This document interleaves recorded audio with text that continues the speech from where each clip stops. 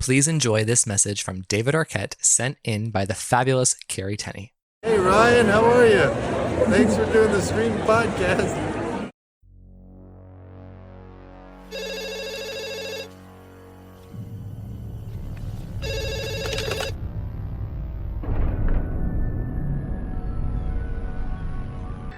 Like scary movies? Uh-huh. What's your favorite scary movie? I don't know. You have to have a favorite. What comes to mind? You are listening to Scream with Ryan C. Showers, the podcast for Scream fans just like you. Join Ryan every week as he takes a deep dive into the horror film series that defined the 90s and redefined the genre. Scream with Ryan C. Showers is your source for scene and quote analysis, character dissections, and the latest news about upcoming installments of the Scary Movie franchise. I hear you like horror movies, Kirby, but do you like them as much as him? Hello, everybody, and welcome to Scream with Ryan C. Showers. I'm your host, Ryan C. Showers. Thank you for joining me for today's episode. In the lead up to Scream 7, I couldn't be more grateful for everybody out there who listens to the show, who supports my podcast here, listening every episode, or on social media on Instagram, Facebook, or Twitter. If you would like to become a member of the podcast, come to the group Zooms, be on the show on a one-on-one or small group setting, consider joining the Patreon with Scream with Ryan C. Showers. In addition to the benefits of coming on the podcast, you can also join our social media groups, in particular on Instagram. That's the main hub of the podcast. I also do a monthly audio commentary of a Scream movie or a Scream-related film.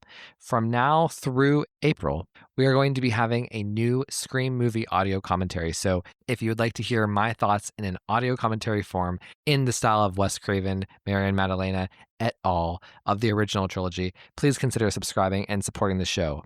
Thank you to every single person out there who subscribes on Patreon. So I need to thank TJ Jones, who does all of the graphic design work for the podcast, and Ashley Summers, who helps me produce the show every week. In addition, I need to thank everybody over at Patreon, including the Stab Investors and Daddy Ghostfaces. The Daddy/Mama Ghostfaces, they include Carrie Tenney, Corey Wilson, Andrew Dominguez, and Brett Janovich. I also need to thank all of my Stab investors. They include Amar Karim, Josh Carr, Ali, Tamika Jones, Christian Ranke, David D., Gustavo Mora, Jess Mariano, Joey Nabrini, aka The Vault, John Cardney, Josh Camillari, Scream Queens Podcast, both Josh and Justine, Kevin Abner, Mark Vieira, PW05, aka Philip Douglas, Roy Garza from the Hoodie Talks podcast, Ryan Not Dying Young, Sam Levy, and Stevie Shears. Hello, everybody, and welcome to Scream with Ryan C. Showers. I'm your host, Ryan C. Showers. Joining me today, I have the good old Michelle Visage. Everyone, please welcome Amar Karim. Hey, Amar. Hello, Mr. Showers. How are you? I'm well. How are you? I am good. I am good. With the whole vibe of this upcoming film, there's an aura in the air that I can't describe, but it's excitement at least. So Amar and I are coming to you with an introduction to this episode. There's a main topic where we go through our top 5 favorite moments of each Scream film. And we have a Taylor Swift song, of course. So this was unplanned, but I had to do it because there's so much news going on. And it's so much that it's overwhelming. So as Amar alluded to, we are kind of in the best of times as it pertains to Scream 7. And I would literally call it the best of times because we have box office information. We have real hard numbers to go through now.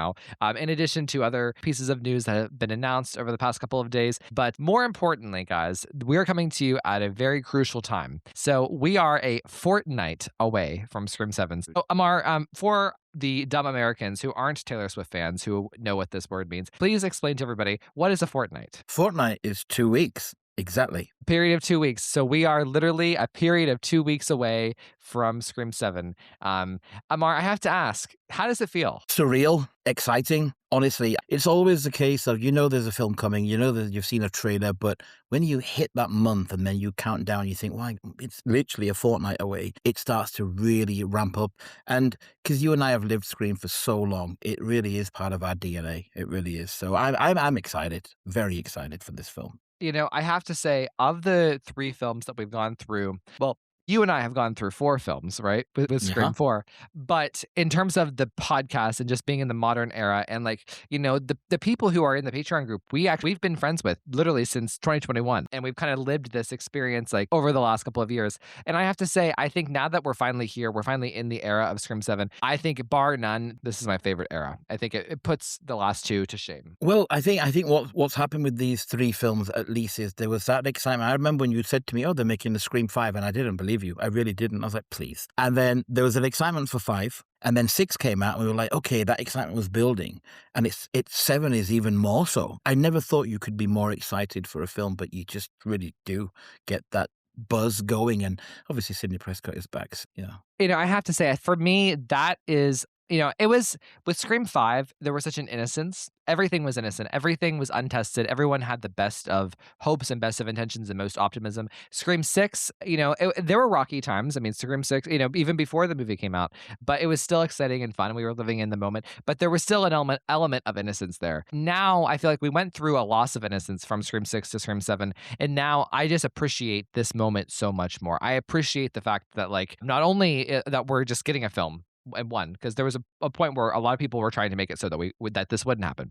But 2, the fact that it's Nev Campbell, I'm sorry, the fact that it's Nev and Kevin and Courtney, and that Nev and Sydney are the main characters again. I just have such a deep appreciation for the fact that we are here in this moment, because it's possible that Sydney may never be the main character ever again. We may never get another movie like Scream 1, 2, 3, 4, and now 7, where Sydney is number 1 on the call sheet. And even in 8 and 9, she could be number 2, or she could just be like a requel supporting character again. I just feel, I feel like I'm truly trying to experience every bit of happiness that I can in these next 2 weeks, and then thereafter, where we're in this era of Nev Campbell. Like, this is her moment. This is our moment. This feels like the real deal. And I want to soak up every single minute. And I don't know. That's how I feel. Well, it's a cliched line, but I'll say it. It's a great time to be alive as a Scream fan. I get what you're saying 100%. And I think the main complaint was that Sidney Prescott was given such a backseat in 5. And I guess I understand why they did it. But ultimately, Scream is Sidney Prescott first and Ghostface second, in my opinion. I've always said that, and I've repeated myself again, but it really is. And then when I see her in the trailer and I see her off camera behind the scenes, it's just such a thrill to witness what's going on, and we haven't even seen the film yet. It is a thrill. It just there's something about this that feels so complete. It makes me so happy. And again, I just feel so grateful that we have this, because we could easily have not had this, that we could easily have never had another Sydney-led story ever again. And instead we get a continuation of Scream 1, 2, 3, 4. And it's wonderful. So I'm really, truly so happy. And again, I'm trying to appreciate every moment and not take any of it for granted, because there were definitely parts in 5 and 6 where I kept looking toward the future. I kept looking toward what was next. And I just, and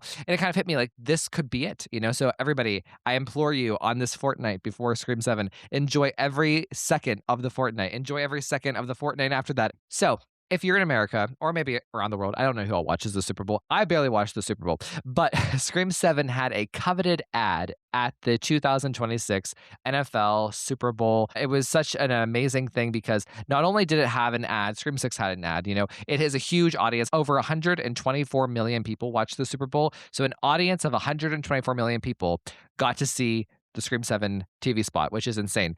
But it was interesting because the TV spot aired at pretty much the prime time that you could have had any TV spot air. It was between the national anthem and the kickoff of the first play.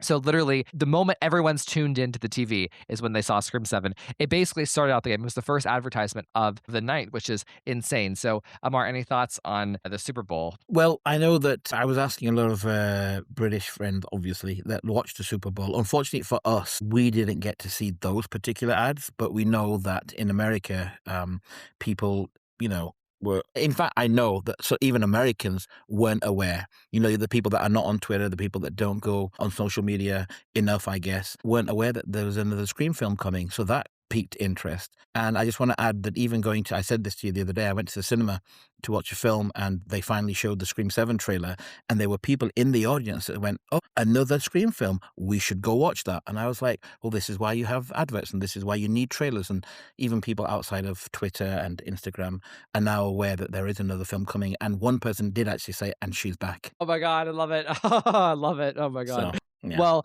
so, the Super Bowl ad came at like the perfect time because then the day after the Super Bowl, tickets went on sale. So pre-sales happened. You could get tickets for the Thursday night fan event and into the weekend. And let me tell you, this was overwhelming. It was an overwhelming day. There were like 20 or so posters like included on social media. The Scream account was just posting left and right, Fandango, IMDb, Cinemark, this, that, the IMAX poster. There were so many cool artworks coming out. So all day it was just a constant stream of Scream news. But that aside, let's talk about the real deal. So, guys, I feel like we've come to the end of an era, the end of the era of people being scared, anxious about the results for the box office of Scream 7 because we have our first hard evidence, and this is money. It doesn't lie. It's kind of insane. Okay, so Scream 7 smashed the pre-sales for tickets, okay? So I'm just going to recap what Scream 5 and Scream 6 did on pre-sales, and then I'm going to tell you what Scream 7 did, and then I'm going to tell you the new updated box office projection, and it makes me very happy. No matter what, everybody, this is in the history books. Scream 7 has accomplished something. So here we go. So the pre-sale data for Scream 5, it was about 3.5 million. And then for Scream 6, it was about 5.7 million. For Scream 7, in the past 2.5 days, because Amar and I are recording this on Wednesday afternoon, it has made over $7 million. So it's outpaced, Scream 5 and 6. Not only has it outpaced, but it's, in my opinion, this is a firm step ahead of Scream 5 and 6. It's basically doubled what Scream 5 made in pre-sales, which is insane. And some box office analysts have compared this to the performance of The Conjuring Last Rites whenever it was in pre-sale. And that movie made 83 million, I believe. It's a domestic box office opening. I don't think Scream 7 is going to make that, but that is an explosion. So fans really showed up for it, and you can feel the buzz on social media and how everyone was just really excited for this within the fandom and just the casual fans. But not only that, okay, so the history books will forever say that Scream 7 had the highest amount, or at least higher than Scream 5 and 6 in terms of pre-sales. We have a new box office opening weekend projection based on the data. So the best projection that I've seen says that the opening weekend for Scream 7 is going to be the highest opening for the franchise, topping Scream 6. Scream 6 had 44.5 million. Everyone thought that could never be topped because Jenna Ortega, oh my God. Jenna Ortega, you can step aside because Scream 7 is coming in here. The range right now is looking at 48 million to 55 million for a projected box office opening weekend. That is so overwhelming to me. I'm so emotional about it. I feel so satisfied. I feel vindicated. I feel triumphant. I feel so happy for Nev Campbell. I feel so happy for this moment. I'm beside myself with joy. Amar, what are your thoughts? I just think I don't want to say unbelievable because obviously the figures are true, but I always felt that, with the discourse of the last couple of years and everything, let's just not go into that. I thought, will people turn up? Is there going to be the hype for it? Because we obviously live in a Scream world on social media, so we don't get to see outside of it. But to see these figures come in, it's quite overwhelming, actually. And to me, I obviously want it to do well. I want it to do well. I want it to smash box office records. I want it to be a good film. I want this world to continue. And somebody else said to me, it's very rare for a film like this or a franchise like this to continue into 7 films where you've got the same story or the same arc of these characters expanding and going along. Whereas Halloween changed it every few years and they had a different trilogy. But Scream is continuing with the same main characters, the same core, storylines. So I just think it's fantastic news. And when you were giving me the information the other day, and we were saying it in the Patreon group chat, I was looking at it and I was like, this is fantastic. It really is. And even in the UK, I was telling you the other day, I was looking at all 3 IMAX cinemas in and around where I live, and they're not sold out, but they're pretty much all the best seats are gone. And we've still got 2 weeks to go. And a lot of people don't even book tickets until the weekend before. So I expect them to just be IMAX, especially here in my city, is going crazy. It's hard to talk about Scream 7 without talking about the boycott and the harassment that people have received, the negative, toxic energy that the fans of Melissa Barrera have injected into the fandom. I mean, and this is still ongoing. I mean, they're still commenting on Twitter posts with the identity of the killers or who they think are the killers, trying to spoil the movie for people. I'm still receiving death threats from them. You know, it's the most. That's Like literally that's today, ridiculous. Tristan, Brittany Vinyl, and I got 3 death threats this morning on a post, and it's just of people cheering on Melissa Barrera, and it's just like, you know, Melissa, this is her legacy. This is virtually a part of her legacy. But you know, from that, you know, the thing that I take away from this is not only did Scream 6, because like, you know, people had very elementary and rudimentary reasons for why they thought Scream 6 did well at the box office, and they thought, oh my god, it's Jenna Ortega, and oh my god, it's because they moved on from Sydney, and it was all this fresh young cast. Oh my god, I think that it's just the IP. I think it's just the moment of time where people are interested in horror. I think it's the success of the IP being reinvigorated in the pop culture. And I think what we're seeing with Scream 7 is a continuation of that, plus a rush of energy for people going back to the original. I think people like going back to the original. It's like the Jamie Lee Curtis effect. I think that Nev Campbell having a Jamie Lee Curtis effect makes more sense than saying that Scream 6 was successful exclusively because of Jenna Ortega's, quote, star power from Wednesday. And it just, to me, the box office result, I feel so relieved. I feel so happy. There's no way to shape this, that the boycott has had any effect except perhaps it's encouraged people to go to the movies more, because it's like, how dare you try to tell me that I'm not a good person if I want to see Scream 7? So I don't know. Amar, what are your thoughts? Sydney has always been the face of Scream, and we need Sydney there, right? We know that for a fact. And people forget that Sydney Prescott is, in most people's lists, she tops it when it comes to Best Final Girl. Yeah, some will say Laurie Strode, but Sydney Prescott is always there. So they forget that that character in itself she's iconic, right? And the people that try to boycott and leave death threats, they're idiots, because they're hiding behind, you know, a computer. That's the first thing. And they've got nothing better to do in their lives. I will say, though, I do believe that to some extent, Jenna Ortega's star power did help. But I have to say that, and that's why they've roped her in at the time, because they knew, if you look at all the Scream films, you know, in Scream 2, who did they have? Sarah Michelle Gellar. She was at her peak, and Buffy had started and stuff like that. So they've tried to bring in actors, but Scream in itself, because of just the timing was wrong, I think. And I look back at that, and I always thought that it came out at the wrong time, or maybe the wrong month, I don't know. But Scream is a brand, and everybody loves it. Everybody recognizes Ghostface. Everybody even knows who Gail Weathers is. So you can't discard any of those factors. And it always was good. I mean, I was skeptical because of the boycott, and you're right, you know, it didn't win. Scream is a train that is just bursting through the tracks, and good for it. And yeah, they have to. I mean, even now, you know, you've got Sydney Prescott, but they still had to bring in people like McKenna Grace, who is an up-and-coming star. She's fantastic. So they know what they're doing. They have to appeal to everyone, and Scream always does. They bring in a fresh cast, and it usually appeals to everyone around it. So it's just great that it's getting better and better. And hopefully, if 7 does really, really well, and they are going to make 8, maybe that will top that. Who knows? I think that, you know, I don't know. We'll see. Here's a question for you. Let's just say these projections hold, and let's say it's the best case scenario. Well, let's say it even goes higher than 55. Let's just say 55 and 60 is the opening weekend. How do you, the studio, I know that Tatum is possibly going to be the main character in the next film. Wouldn't it make sense? I feel like there could be I don't know. If I were in charge, I would think, ooh, wow, we just had this huge success. Maybe we shouldn't abandon Nev Campbell so easily. I could see them beefing up Sydney's part in Scream 8 to kind of compensate so they can recreate this thing over and over again. And I think that, like, you know, this poster that was released, I'm sure you've seen it. In fact, I think I sent it to you.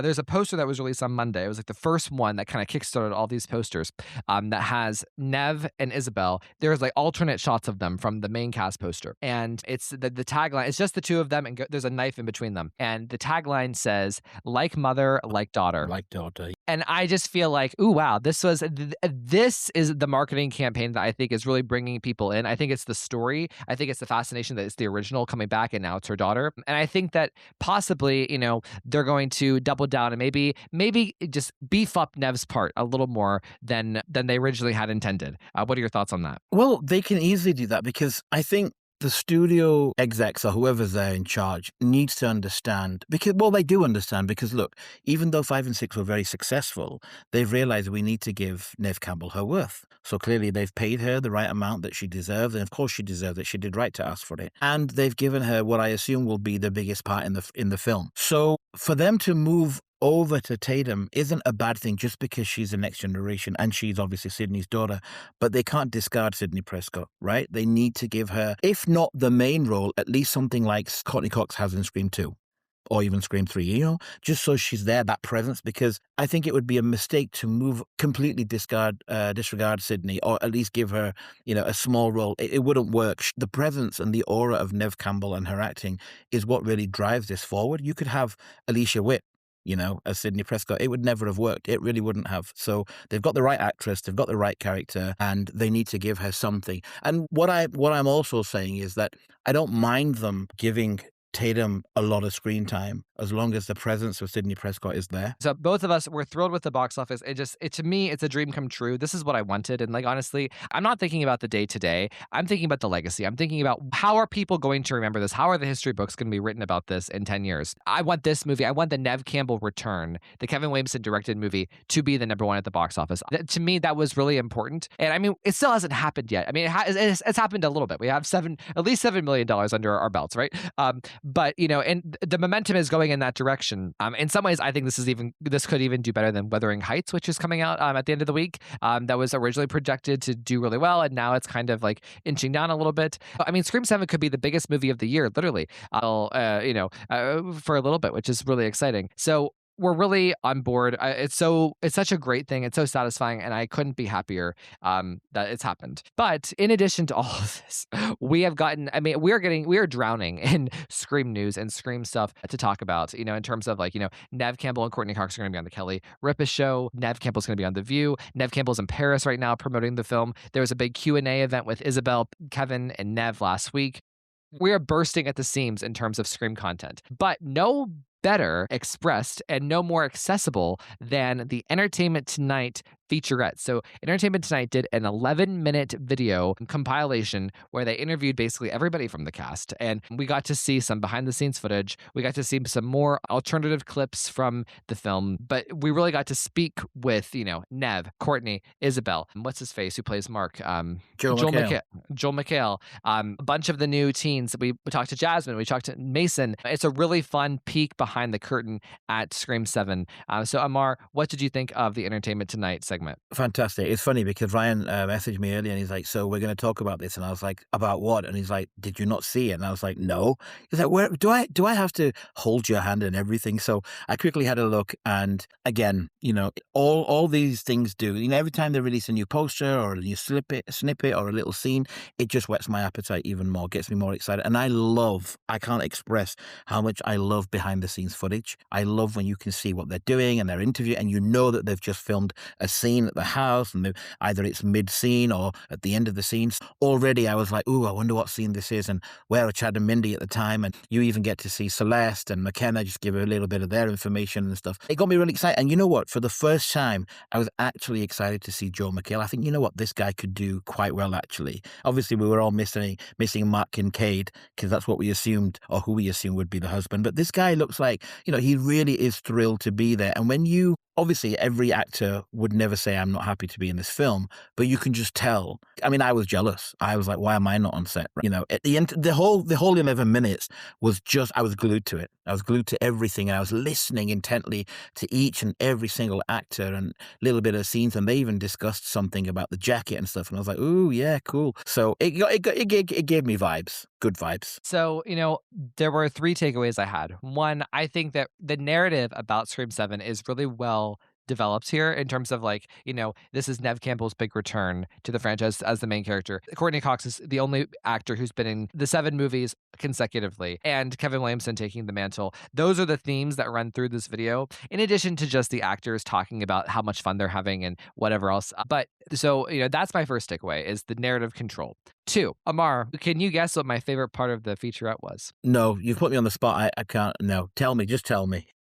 So Jasmine Savoy says, direct quote, "It wouldn't be a Scream movie without Nev Campbell." Yes.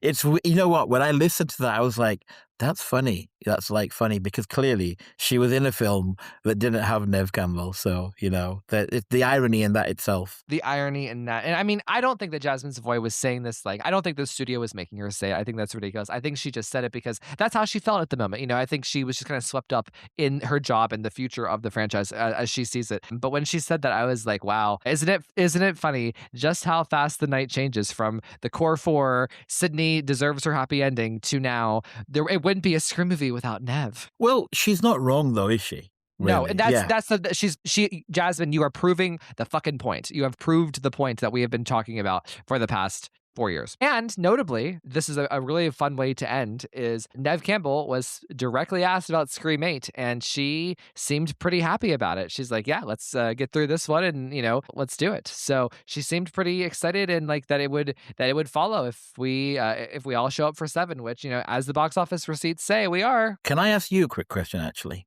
Yes. So, let's say it's gone, it's going to happen. 7 is a success and they want to make Scream 8.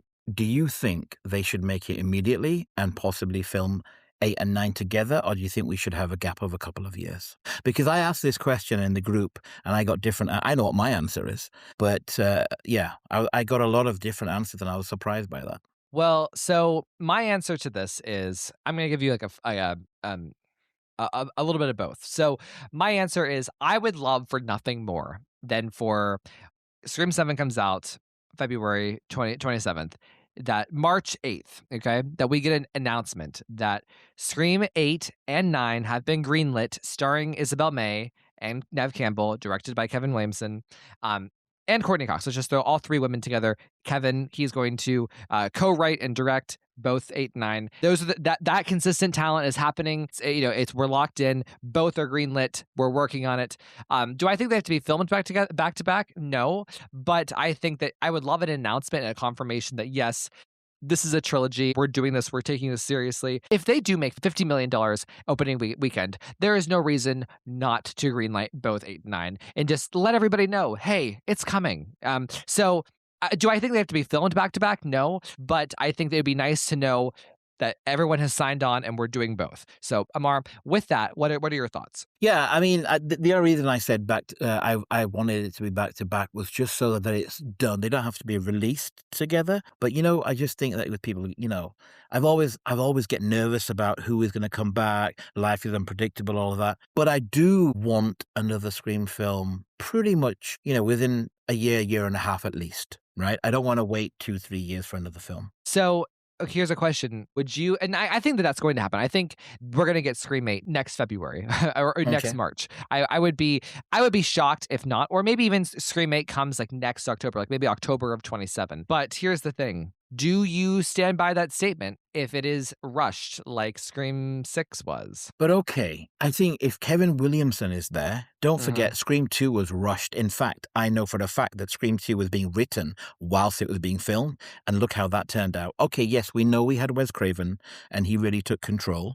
But if Kevin Williamson is on board, then I think he will do the right thing in terms of writing it, knowing where it's going. I think they already have an idea as where they want to take Scream 8, I believe, because they've already talked about it, so they know where they want it to go. No, I don't think. I think that if they greenlight it, light it straight away, that's not even the right word, but anyway. And I think coming out next year would be a good thing, because I really think that they would take their time, at least perfecting the script, and then obviously filming and getting everyone on board. That might be rushed, but not the writing. I don't believe so, because I think they already have something in mind. My guess is that it's being written as we speak, or that there's a draft. There we go. So, yeah. So, Amar, this has been a really nice lead-in to the Fortnite celebration. I want to just go through a couple things before we wrap up here, just administrative. So, one, I need to thank 2 new Patreons, Jen Warner and Ben Wright. Thank you so much for joining the Patreon. I really appreciate it, and I appreciate the support of my show. Anybody who wants to be a part of the community, who wants to be part of the chats as we enter into the Scream 7 era, please join the Patreon. If you want to come and be on the episodes around Scream 7 and into the future, please join the Patreon. It's a lot of fun. And again, you're supporting me and the podcast and keeping this place alive, and I really appreciate that. So, in addition, if you are part of the Patreon, remember that this is probably the last episode you'll hear until your Scream 7 predictions are due for the contest. There's going to be a prize. So, if you're a Patreon member, a paid subscriber, see Patreon, vote, make the predictions for Scream 7. Yay. And then let's see what else. Ooh, I wanted to share with everybody. So a couple of months ago, it was announced that U2's Collectibles was going to do a Sidney Prescott vinyl action figure. And I actually have a Nev Campbell action figure, a Funko Pop of Bonnie and the Craft. But before now, there wasn't one for Sidney Prescott. So I've gotten two. I have like I got one that's nice, that's going to stay in the box. And I have one that is going to sit on my desk of Sid herself. So very fun, very cool. Are you going to get one? Can you get one in Europe? I've seen, well, we've got the Ghostface one, but I don't know about the Sydney, but my daughter will be on my case already now. She'll listen to this, and that's exactly, she'll be like, I need to get that. So, yeah, I believe that they are available in the UK. Well, hi, Halima, if you are listening. So I need to give a shout out to my friend, John Michael Barbone. He actually made a poster of me as Nev Campbell in the Scream 7 poster of her holding the knife that was released. That's a couple of weeks ago. That's going to be at the AMC fan event. Thank you so much, John, for making that poster. I fucking adore it. Last thing I want to say is I had the privilege, the honor of being able to receive one of the official movie posters for Scream 7, the double-sided poster. I have them framed. I have one framed at my mom's house, one here at Brent's. I took a nice photo of me. It's now the new logo of Scream with Ryan C. Showers on social media, and I'm very fortunate and grateful. And Kevin Williamson liked it. I was like, oh my God, this is not even real life. So, Amar, any final thoughts you want to share as we wrap up here for this little intro to a fortnight? No, I just want to say to people, go out and watch it. Go out and enjoy it. Tell your friends about it. Have fun with it. Don't spoil it for anybody else. And, I'm going to try to go a couple of times. Well, I always will. I always did. Since Scream 2, I think I've been a minimum of 3 times to the cinema. If you can go. And I just, I'm excited. I'm excited for it. But I think the one thing is just to tell people, try not to spoil it. And also, try not to go on social media too much, because there's going to be people out there that are going to try to do something weird. But please go on social media and like my posts, because I won't be posting Obviously. spoilers. Amar has been on the podcast literally more than anybody else besides me. And our friendship is very special. I mean, again, he was on episode 3 before we even had Scream 5. Amar and I have some great plans that we're going to do after Scream 7 is released and after the hype dies down, after we kind of get the reviews out of the way, in terms of we want to do a really good, solid job covering the big topics. The Sydney, what was her character arc like? What was Gail Weathers like? What were the twins like? What was Tatum like? How did Kevin do as a director? The writing, the killer. We have some really awesome plans ahead of us going into the spring. I can't wait. Me neither. Honestly, I just, like I said to you a million times, I feel very privileged, not entitled, and I'm just humbled that you would have me on. But it's such a rush, such a ride. So I'm looking forward to it. It really is. It is. I tell you all the time. So, well, everyone, happy Fortnite. I mean, I probably sound like such a dork, and you're probably like, why is Ryan making such a big deal out of this word? Fortnite doesn't exist in the American vocabulary. Like most Americans learned. Yeah, we learned what that meant through the Taylor Swift song in 2024. So I assume you haven't listened to it, and I think you should go listen. You know what? I will listen to it, but Fortnite it's a word I've heard for the last 46 years. So yeah. Yeah. We are dumb Americans. And also, speaking of, I just have one last little shout out to do. I'm sorry, guys. Listen. So Taylor Swift released a new music video over the weekend for the song Opalite from The Life of a Showgirl. It's actually in the style of early 90s in terms of the aesthetic, the outfits, the sets, the vibe, the setting of it. So it's very fun and very cool. We haven't done the song Opalite yet for the Taylor Swift Song of the Day. Ashley and I have it. We're saving it for a special event that I have in my head and maybe a couple of months away. But I just wanted to give Opalite the shout out. And Amar, true or false? Did I force you to watch the Opalite music video on Sunday? True. He told me all about it, and he then sent me the link, and I watched it. And then he asked me just to prove a point to see if I actually had watched it, which I had. It was very 90s. And I even had to quickly check up, what does Opalite mean? And then I was like, oh, it makes sense what she's singing about. Well, and in the music video, there's a part at the end where she and the Travis of it all, I guess, in the music video, they do this weird dance, this really intentionally cringy dance. Do you know that Taylor Swift is a huge fan of Friends? She's a huge fan of Monica Geller, aka Courtney Cox, and people are surmising that the dance at the end is supposed to mirror Monica and Ross doing the routine in season 6. Yeah, well, I saw the comment and I was like, oh, that makes sense. Yeah. It does, yeah. So, but I didn't know she was such a big fan of Friends, but then again, who isn't? So, I bet Taylor Swift likes Scream. I bet she's going to watch Scream 7. Yeah, she should. Amar, please tell everybody where they can find you online. You can find me on Instagram at Amar Ali Kareem, all one word. And that's where I am. All right, everybody, please enjoy the rest of the episode. Hello, everybody, and welcome to Scream with Ryan C. Showers. I'm your host, Ryan C. Showers. Thank you for joining me for this week's episode. So, oh my God, we are a fortnight away from Scream 7, where this episode's coming out 2 weeks before the release of Scream 7. It's kind of crazy that we're this close. I have saved this topic kind of for a really special occasion. We are going to be talking about our favorite moments, our top 3, top 5-ish favorite moments from each Scream film. Now, this topic was proposed to me many months ago, and I've been saving it for the right occasion. And I have a very special guest joining me today. So, everyone, please welcome my friend, Dustin Putman. Hey, Dustin. I've been really excited to finally come on the show. I've, just been a big listener of the show for quite a while, and it's the one show that I really look forward to every time there's a new episode. Aw. So yeah, it's an honor to be on. And I also just love the community that you've grown in the Instagram group. So it's been really nice. Thank you. You know, whenever I can tell people, like, whenever I get messages from people and like they send me like really in-depth thinking about the episode or like little things that I said on the show that were very subtle and they picked up on them and they've kind of recognized the nuance of what I'm saying, it really touches me. And you have done that time and time again. I can tell that you're a real attentive, like tuned in person when it comes to listening to the podcast. And like, so from the bottom of my heart, I just have to say thank you. I wish I had like 10,000 versions of Dustin out there. I definitely have other people out there too, but you have definitely warmed to my heart on many occasions over the last 6 months, I would say. That's also, yeah. Same here. I really like that there's an actual community of just absolute Scream lovers, and a lot of the reason for bringing so many of us together is purely because of your podcast. So thank you. Thank you. Well, now it is very cool because like my heart is doing the show. I love kind of having a great topic like which you proposed today. So I've been like just like, you know, salivating for this opportunity to do this topic because I've literally never done this topic. So I love doing the show for that reason. I love covering the news. I love covering the journey of Scream. I'm really, really lucky. I'm grateful to everybody who listens and who has given me the time of day over these last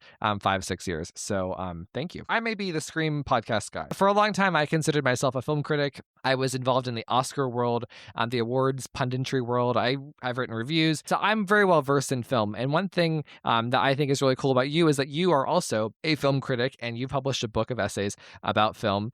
So why don't you tell me a little bit about yourself? Yeah, sure. I was a film critic. I say it in the past tense only because technically I sort of like unofficially retired back in 2020. Like it actually happened right around COVID. But at the same time, that I basically have continued to write more like capsule reviews rather than full length reviews since then. But I still write about pretty much every film I see. So if anybody wants to read my stuff, it's on Letterboxd and Facebook and stuff like that. But before that, when I really was doing it I still had a regular job, but I still call it full time because basically the evenings were going to advanced screenings and then writing the reviews and things like that. And I had started it way back in 1997, which Wow. really ages me, but I was just 16 at the time.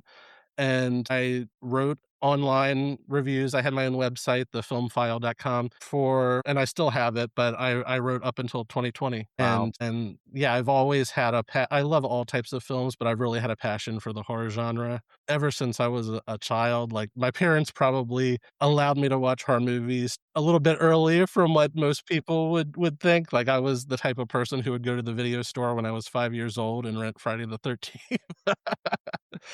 And Halloween, the original Halloween, is my all-time favorite movie just because I credit that film as being what truly got me into movies in general. Aw, how very Kevin Williamson of you.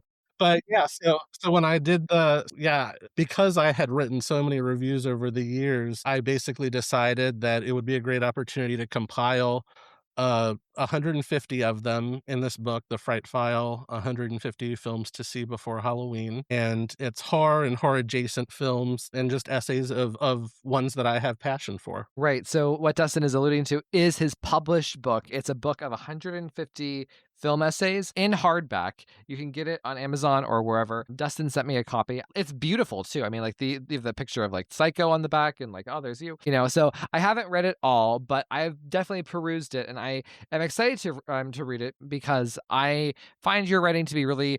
I don't want to sound like I'm being like too much of a kiss ass, but I do. I mean, I mean it, Jim, 110% in a genuine way. Like I have like a very like toxic relationship with film critics, just because the culture in the film critic world, in the Oscar world, is so toxic and even like disgusting and abusive sometimes. And like I mean, I lived in that world. I love film and I love art. I love talking about it. I mean, obviously this podcast, but I don't like the snobbery and like the passive aggression and like the games that are played. So your film criticism has given me hope that there are still good film critics out there. Like, in particular, like after your Wicked for Good review came out and then everyone else's Wicked for Good review came out, I was like, there is a difference here. And like for even like little nuanced things, like, for instance, like the movie Die My Love with Jennifer Lawrence, I thought I would love that movie just because I love Jennifer Lawrence in her prime. And then I saw in Letterboxd your review compared to everyone else's. I was like, okay, this is interesting. And I fucking agreed with you. There were many times over the last 6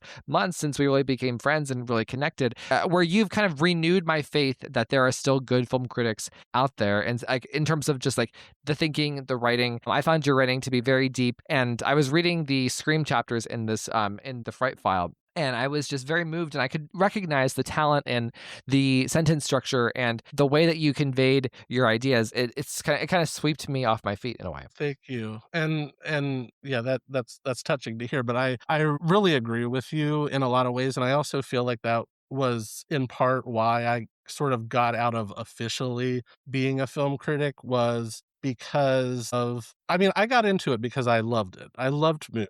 And there was a side of it with other, I've made lots of friends who are in that community, don't get me wrong, but there also is this underlying sort of like cynicism behind it all. And it really just started to it got on my nerves. It really it wore me down in a lot of ways. And I started like sort of dreaded being around some of it, because I would just always wonder, like, you clearly don't even really enjoy being here, doing this, going to advanced screenings, when really you're kind of privileged doing it to begin with. So why are you even here doing it?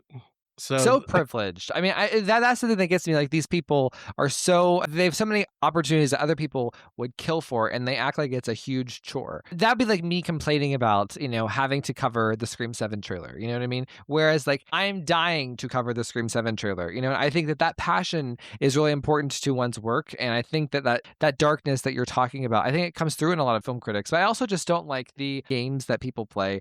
And I'm kind of like, I'm not gonna lie. I mean, I know these people. I mean, and I have made a lot of great friends along the way, but I've also met a lot of people that I don't like. And even people that I am friends with, I kind of still see them playing the game. A part of me is worried about Scream 7. And you and I have kind of even exchanged some texts after like some of the trailers dropped and been like, this is weird. Why are they saying it? Why are people covering the movie like this? Why are they saying this? And it's just, I'm kind of nervous that the online film Twitter community is going to lean heavily into not even giving the film a fair chance, and just do kind of like performative activism in their reviews. And that kind of, it scares me, but at the end of the day, I guess it won't matter because the film will speak for itself. And I just imagine that Kevin Williamson is not going to make a bad Scream movie. And for people, I think there could be some people out there who purposefully give Scream 7 a bad review, or at best a mediocre review, just to appease like a certain part of their viewer base, as opposed to giving the film a fair chance. What are your thoughts? I have that same fear. And it would be so unfortunate if they did that, because, I mean, so many people, everybody involved in Scream 7 have really clearly put their heart and soul into it. They're passionate. I don't think that they'd be there if they weren't. And it is truly, Kevin Williamson created this world, and Nev Campbell, of course, and bringing it back, like, you've talked about a lot on the podcast, but bringing it back to her and her life, when, really we haven't had that since, I mean, I would go back to Scream 3 before, yes, Sydney was technically the main character of the fourth one, but you don't learn that much about her in that film. You don't learn much about her life. So I really feel like this is the first one since Scream 3 where it's diving back into where she's at in her life. Yeah. And yeah, it would be unfortunate to have people who, basically go into it negatively before they've even seen, a frame of footage about it. Yeah. Well, here's hoping that that doesn't happen and that everyone comports themselves with integrity. I'm not saying that everyone has to like Scream 7. I'm not going to be like that person. I'm not Richie, but I'm just saying I want people to be fair. And if Kevin Williamson makes a great movie and, his second time out as a director is magnificent, I think it should be respected as such. But okay, Dustin, I have been waiting forever to hear your Scream ranking. You've been holding out on me. It's been updated. So I read your book today and I read your Scream essays, which I love, by the way. I'm going to talk about them as you go through this, but I'm dying to know your Scream ranking. So can I give a prediction?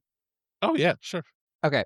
So based off of your essays, and just like talking with you, I'm going to go. Before you say anything, keep in mind that a lot of times whenever I rewatch all of these films in succession, it oftentimes will slightly shift one way or the other. So. Okay. But I just have to say right off the bat, like your essay on Scream 3, it kind of took my breath away. It warmed my heart so much. I almost shed a tear. It just in the way I felt like, oh my God, I feel so understood. But I'm going to say that your ranking is okay. You seem pretty close with 1 and 3 based off of the book. I'm going to say you're a film critic, so I guess you probably put 1 over 3. So I'll go 1, 3, 4, 2, 5, 6. What is it? Very close. Very okay. close. It's 1, 3, 2, 4, 5, 6. Can I just ask? Because in the book, I would assume when you wrote this book, because you actually say that you thought Scream 2 is the weakest, it would have been 1, 3, 4, 2. Yeah, because 5 and 6 hadn't come out yet, of course. And the book came out just a few years after 4, and I was just riding a high from it. I think that this time when I watched it, I think that what I already sort of mentioned was the deciding factor for why I decided that 2 is better than 4, which is it's really the Sydney part of it that I love so much about 4. And honestly, I like all of the movies, like even 6, even though that one's definitely the most problematic and has the most issues with it. I still think it's a good film overall, but with 4, the fact the movie almost, and maybe in the deleted scenes, they actually dive in a little bit more into a little bit of her backstory, but in the film proper, it almost goes out of its way to not tell you what's been going on with her life. Like, yes, you know that she has written this book about her experiences, and you can see, that she's a lot more, I don't know, she's basically had it with everybody's shit by the 4th one, and she's willing to like actually run toward the danger rather than away from it. So I feel like, so there's a lot that I love, but I also feel like, yeah, 2 really, the thing that I really like about that one is that you do really get to know the characters better. It really goes deeper into them. So I think it just squeaked ahead of 4. Well, so what you say about Scream 4, I really liked this passage of your chapter.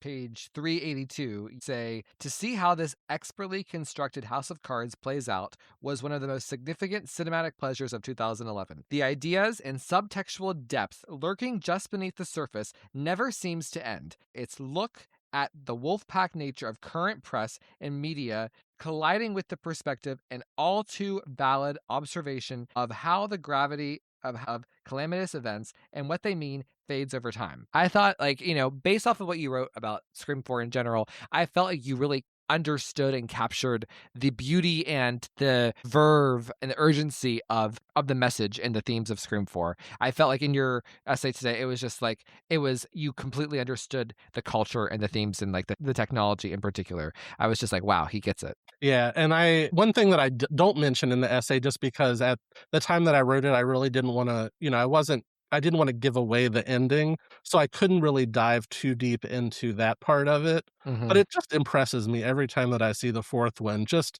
how Wes Craven and Kevin Williamson were just so sort of ahead of what was about to happen with, reality TV and wanting to, the culture of wanting to be famous for being famous or for, some sort of trauma that's occurred with somebody or something like that. Like, so I don't mention that in the essay, but I tried to sort of like go around it in a way that and still discuss the subtext of the film. Well, so, and as it pertains to Scream 2, the passage that really stuck out to me here was on page 385. You say, one thing the Scream series has always expertly done is juggling the self-aware satire and knowledge of cinema tropes while treating the central protagonists with the sympathetic respect that they deserve. And I thought that was just a beautiful assessment, not only of Scream 2, but just of the entire franchise, or at least of Wes's films. Yeah, definitely. And that's always been, I think, what so much of us love about Scream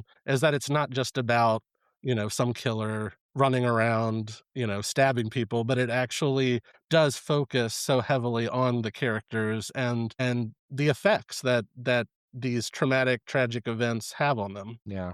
Well, so it sounds to me like how I read in your essay today, and again, I know it changes and shifts, right? But I got the sense that your opinion of 1 and 3, like that they're pretty close, or at least that you recognize like a spiritual link between them, and that the way that they kind of like execute their plots, it's very layered. And I got that sense like what people see in 1 is what you also see in 3, which is something that I deeply understand. And honestly, like I was thinking about it earlier today, how you write about Scream 1, 2, 3, and 4, I recognize this opinion. And it's hard to remember a time before 5 and 6, but there was a long ass time before the radio silence era ever existed.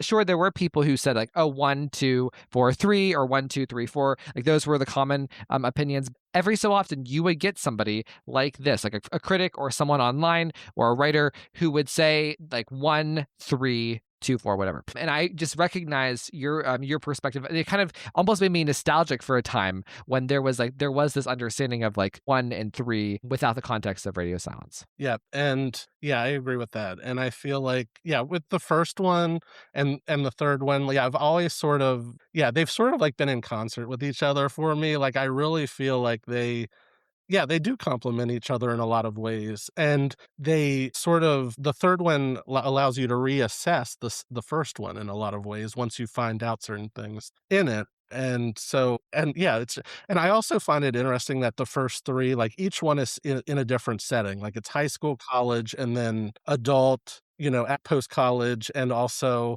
in Hollywood, which just makes it all the more fun. And I just feel like, yeah, Wes Craven understands that world, and you can really see it in 3. Well, so before we go there, so one of the things you write about Scream, the way you describe it, I actually think is really cool. You say Scream was one of those lightning in a bottle miracles that proved why horror will continue to endure as long as movies are made. And I was just like, I fist pumped, like because that is like such a perfect way of explaining it. And sometimes people will say to me, "Well, Ryan, I hear that Scream like reinvented horror or it saved horror. How and why?" And I think I will start referring them to page, not to be like Dewey with page 31, Deputy Dewey oozes with inexperience. No, but page 373. This is a perfect description of what Scream was. It was lightning in a bottle and proved why horror will continue to endure as long as movies are made. That is so beautiful. Thank you. Thank you. And it is true. Like, I mean, if you were around during that period, I mean, people were pretty much writing off the horror genre. And I know things go through waves and,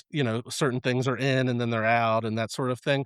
But especially, yeah, the 90s leading up to 96, like it was pretty grim. And Scream just completely reignited everybody's passion for horror, and in such an original and innovative way. And I mean, even more of a testament to it that we're now 30 years out and the 7th one's about to come out. Well, so, and then one sentence here I have to read out loud. It was the first, I wasn't going to do this to you. I wasn't going to torture you with your own words from years ago, but here I am because of this sentence. Okay, Dustin? So I read this and I was like, holy shit, this guy can write. We talk about Drew Barrymore, like, oh yeah, Casey Becker's the greatest of all time, whatever. I've only ever done like one episode of her. I probably need to do another one because I don't get to talk about her that much, but here we go. So you write as it pertains to Drew Barrymore. It says, for Drew Barrymore, the biggest star of the cast, she uninhibitedly throws herself into the brief but emotionally demanding role of the ill-fated Casey Becker, getting the film off to a rousing, unforgettable start. Barrymore's scene alone still has the effectiveness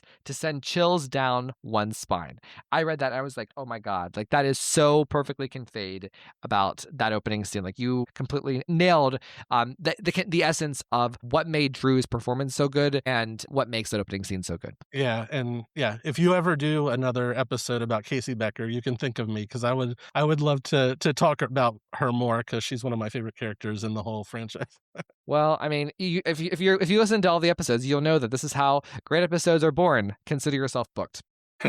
So, and now my favorite portion was, of course, the Scream 3 portion because I am Ryan C. Showers. So you write here about Scream 3, page 377. In its own way, Scream 3 is a groundbreaking motion picture itself, a second sequel that somehow accomplished the daunting task of being almost as fresh and thoroughly gratifying as the now classic film that started it all. The hanging story threads from the previous ones are brought to the forefront as the natural evolution of the characters, as well as the series itself, skillfully come around full circle. And you also describe it as, like the original, you say that Scream 3 is a multi-layered funhouse. I'm like, fuck yes, he understands Scream 3. And then the last, I have to just finish off here. Wes Craven has somehow been able to keep the energy level as high as possible in Scream 3, as if it was the first movie he directed in the series. And I was just like, fuck yes, Dustin understands this. You also say that Scream 3 is a groundbreaking motion picture itself. My God, thank you for that essay.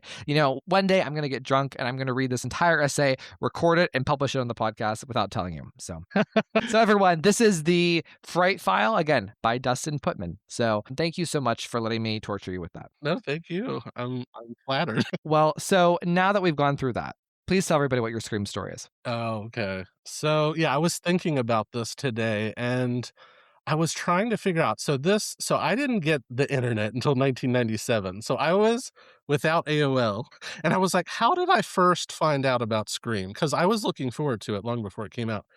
And I feel like maybe it was Entertainment Weekly. And I Okay. feel like there was a show that came on in the mid 90s, and I think it lasted until the early 2000s, called Coming Attractions. It was on E, and they would play trailers for 30 minutes. And the Scream trailer was on it, and I just became obsessed. I remember I taped it on my VCR, and I watched the trailer over and over and over before it came out. And so naturally, I was there on opening night. I was 1 week into being 15. I saw it opening night, and there was barely anybody in the theater. Everybody was down in the other auditorium watching Beavis and Butthead Do America. And I did watch that afterwards. I did a double feature, and I remember coming out of that movie, and sorry for anybody who loves Beavis and Butthead, but I walked out of that movie and I was just like, "What the hell was that?" I was like, "Everybody needs to get in the theater and watch Scream because I just watched a masterpiece." And so then I went the very next weekend and took a friend to see it, and it was packed. And I was just blown away by that, and I knew that it was because of the word of mouth, but you don't see that often, that a movie basically flops opening weekend, but then comes back and is so big on the second weekend. And then I went back the third weekend with another friend, and it was so packed, and everybody was so excited that people were sitting in the aisles because there weren't enough seats, like they had oversold it. It was insane. And I just always think so fondly of that. And then the other thing I did want to mention about my Scream story is, as far as Scream 2, I always think about how it opened on December 12th, 1997, which was my 16th birthday. Aw. And so I saw it that night, and it's like one of those sense memories to this day when I watch Scream 2 and you see the Dimension logo and you hear the D'Angelo song come on, I'm always transported right back to the moment that I first saw it because I was so excited that I was sweating profusely in the theater. I was so nervous just to watch it because I had fallen so in love with the original Scream. And yeah, so yeah, that's my basic story. Well, no, so found out that your birthday was the same day as Scream 2, as the Scream 2 day. I think that's so cool. And especially cool that you have that memory of such a big birthday, right? Of being intertwined with this movie and this franchise that you love so much. Yeah, yeah. And I love knowing that Scream 2 came out on my sweet 16. Well, one last thing I want to hit before we go into speed round is you obviously Scream 3 ranks second in your ranking. It's your favorite sequel. You wrote the most amazing, beautiful words about this long before you ever met me or, whatever. And I want to give you an opportunity to speak about Scream 3 since you seem to really love it. Yeah, as far as Scream 3 is concerned, that was the one that, I mean, for the longest time, it was sort of the black sheep in the franchise. And even when it came out, it did not get that positive of reviews the way that the first two had. Some people liked it, but in general, it just was more muted. And And so, but again, as with all of the movies in the series, I went to see it opening night, and I was blown away by it. I was like, I don't know what these people are saying about this movie, like why they're being negative about this, but it had so much originality to it. It expanded the entire sort of lore behind Sydney and her past and her family. And at the same time, like I just loved the meta quality of having a Stab 3 that was based on, Scream and their lives. And there were like actors who were, their like their counterparts. And I'm obsessed with Parker Posey in it, and as so many people are. But throughout all the years, like, watching it over and over again, like her performance is brilliant in a way that I think people sort of underestimated. Like that was the one thing that people did like about Scream 3 back in the day, was they all liked her. But I just feel like what she's doing is just sort of on another level. It's crazy. I would unabashedly give Neve Campbell the Oscar for Best Actress for Scream 3, and I would unabashedly give Parker Posey the Oscar for Best Supporting Actress in the same film. I think both of those performances are so groundbreaking, and just absolute perfection, in a way that I can't even express in a sentence. And I mean, how many quotes from Jennifer Jolie do I use on a daily basis? There's quite a lot of and also another thing that I love about Scream 3 is the sort of, relationship between her and Gale as they sort of go around and investigate together. I just think it's so much fun. And then it does get really serious, and, it becomes surprisingly powerful by the end, with finding out about her brother and all of that. And then the ending is that's another question in the speed round that's coming up, but I love the ending of 3. What are your thoughts on the blip of the radio silence era? Yeah, like I had said, I do really like them. I really like 5. It's the first time that I watched, and maybe this actually is a test of it too, it not being quite as good, but when I first saw 6 in the theater, I came out of it thinking, "Oh, this is one of the best in the series." But I was blind to what was actually happening because I was so excited about 6 that it's difficult on first viewing because I was just so enthusiastic about it. And now that I watch it, this time, like I said, there's a lot that I do like about it, but the end, like when Mindy comes running full speed ahead at the end with like just like her midsection patched up after being brutally stabbed the night before, and then like Sam and Tara also like walking around perfectly fine as they were both stabbed too. I was just like, this has sort of gone, like, you would never have seen that in the Wes Craven era, where you just basically sweep injuries under the rug like that. And Yeah. it got ridiculous in a way. And I know that you always talk about this, and I agree with it wholeheartedly, that it's like, is anybody gonna die in these movies? Because at a certain point, and then like with Chad, like, I'm sorry, what happens to Chad in the finale of 6? There's no way that he could have survived that. Well, I mean, and that's like, that scratches the tip of the iceberg when it comes to Scream 6. It's just, I think that like it's so interesting the way that everyone had such a great time at first, right? And then it didn't take long for the fruit to spoil in terms of people turning on it, and people, or at least changing their opinion about it as they sat with it. And it just makes me wonder, like, what is better? And I definitely know where I stand on this, and I can guess where you stand on it. But like, I'm somebody who, if I had to choose between, hot and heavy in the early moments or a long time life legacy of greatness, I would obviously choose the second one. I'm all about the legacy, and like, I don't think in the long run, like as it pertains to like kind of like to put a pin on like the discussion we had in the first half hour here, I don't think people who didn't like Life of a Showgirl, whatever, I don't care about its reviews. I don't care that Wicked for Good kind of had this hate campaign against it and it kind of ruined its awards chances. I think it's not about those things for me anymore. It's about the lasting legacy of what a Scream entry kind of does and says. Like, look at Scream 3 and 4 and how those movies have stood the test of time. That's what I think as a critic, as a fan, that's what I'm looking for, if that makes sense. Yeah, and I think 5 and 6 work better if you sort of consider them as more of almost like spin-offs of the series. Mhm. Like, it doesn't feel quite the same as the other ones, as, Radio Silence can try to emulate Wes Craven and Kevin Williamson in that way, and yeah, but they can't really achieve it, and I do feel like with 7 coming up, like, hopefully it will return to yeah, I sort of think of 1 to 4 and then 5 and 6 are, like, sort of all like, I still like that like, I want them to keep the continuity of it, I don't want them to, like, retcon them or anything like that, so I'm glad that they are doing that, but at the same time, I'm ready to move on to something that goes back to what the original Scream films were. Yeah, and to kind of change, right, in a way, right? Someone commented on my Instagram post really like, right before we hopped on and said with Scream 7 that they want it to be a classic modern Scream movie. And that term, it kind of really struck a nerve with me. I'm like, we don't have one technically.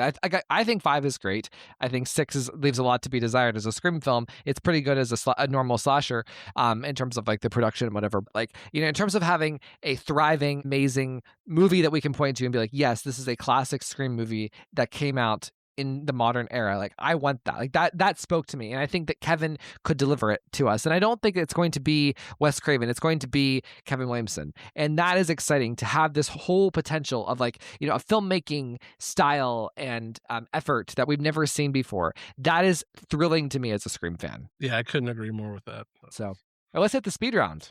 Oh, okay, cool. Okay. So Sydney, Gail, or Ty? Sydney. Yeah, Okay. Gale, Gale is, technically the more colorful and fun character, but I mean, Sydney is one of the greatest final girls of all time, so how, you almost can't compare. All right.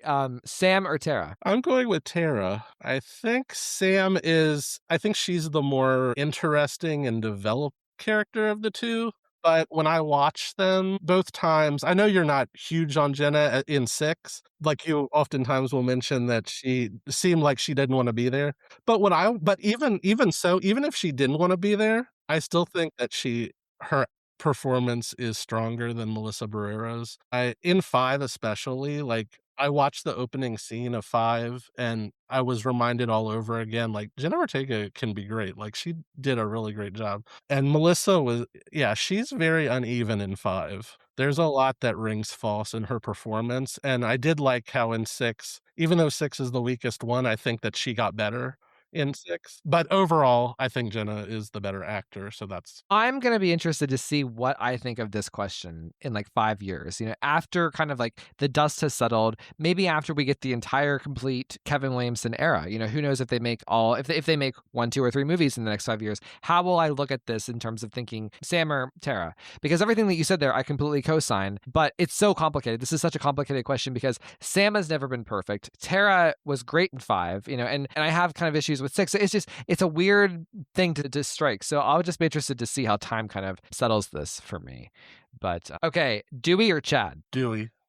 I was reminded again when I watched 5 and 6 this time that Mason Gooding, he's very charismatic, but what do you really learn about Chad between 2 films? Like you learn that, his connection to Randy and you learn that he's twins with Mindy. But other than that, you don't learn too much about him. Whereas Dewey, I just feel like there's so many layers to him.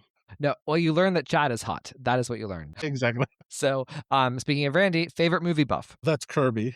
I just think that she's just effortlessly cool. Like the character is just, and not in a try hard or unlikable way. She's somebody who I feel like you would want to be friends with. Yeah, I love Kirby. Favorite killer? Yeah, this is hard. I'm gonna go with Jill. Okay. With a close second place being Mrs. Loomis. I just think both of them just dig into those roles with such relish, and you truly believe that both of them that they're psychotic in a way. Even though with Mrs. Loomis, you understand her motivation, but both of them are just so fun to watch, and I think Emma Roberts is just amazing as Jill. At that point, she had never done anything like that.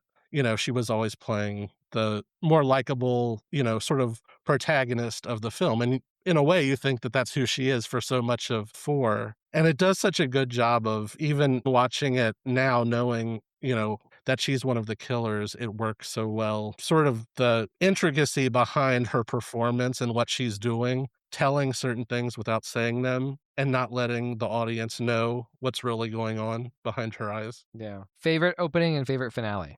The original with Casey is my favorite. It's just iconic. Every single second is perfect of it.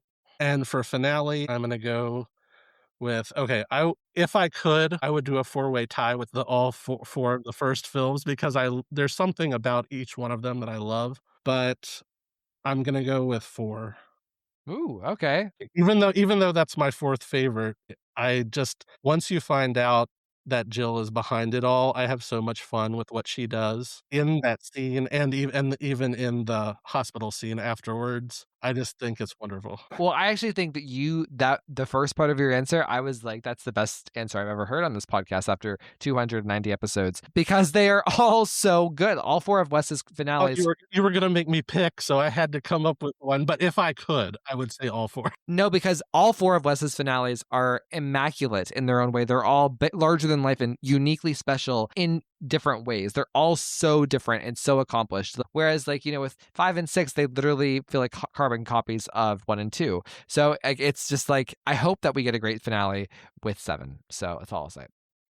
And But I will great. say real quick before we go on, one slight suggestion for going forward for the speed round that would be cool is if we added a not only best finale, but best ending, because I think Okay. that they're 2 separate things. Because if I was going by best ending, it would no question be Scream 3.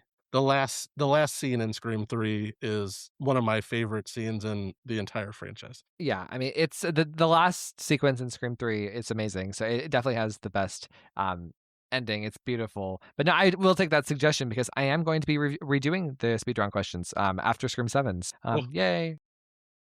Well, what is your favorite scene in any of the films? I'm gonna go with the last scene in Scream 3. Love it. We love it. I just feel like and this was gonna be one of my moments for Scream 3, but if I talk about it now, I can cross it out and choose something else. But the ending of Scream 3, it's twofold. It's the scene on the porch with Dewey and Gail and him sort of proposing to her. It's just so beautiful, and he's like, "I know this isn't gonna work, and I know it's not gonna work." But it's so like, they clearly love each other in that moment, and it's so touching. And then after that, the last moment with Sydney, there's so much that's suggested in the image of the door being open and her acknowledging that and walking away from it. It, like, nearly makes me cry every time that I watch that scene because it's such a beautiful culmination of everything she's been through and what she's choosing to do as she moves forward. So even if it had just ended at 3 and we hadn't seen any more,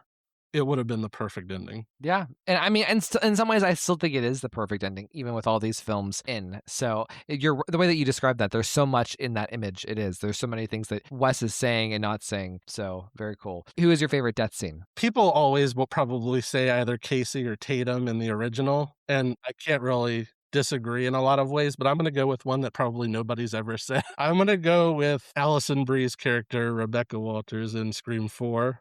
Yes, as far as the death itself, like, she gets stabbed, and then later on, I guess she does get thrown off the roof, but what I like about that scene is the actual parking garage set piece, and I know that they actually had changed it a little bit from the original filming, or they went back and reshot some things, you would probably know better than me, but I love a good parking garage scene. Anybody being stalked in a parking garage, like, it's basically like Wes Craven decided, "I'm gonna do the same thing that I did in Cursed, but with Ghostface instead of a werewolf," and I do love it. I love that whole scene. Love it. Who's your favorite supporting role across the franchise? It's Parker Posey. It has to be. Beautiful. Jennifer Jolie. She is the right answer for this question. I'm about to retire these questions, so hundreds of people who have answered these over the last couple of years, like Jennifer Jolie is the correct answer for this one for number 10. So, okay, what is your favorite thing about Scream? I think it is that I mean, in addition to it being completely groundbreaking at the time that it came out, and when you think about all of the films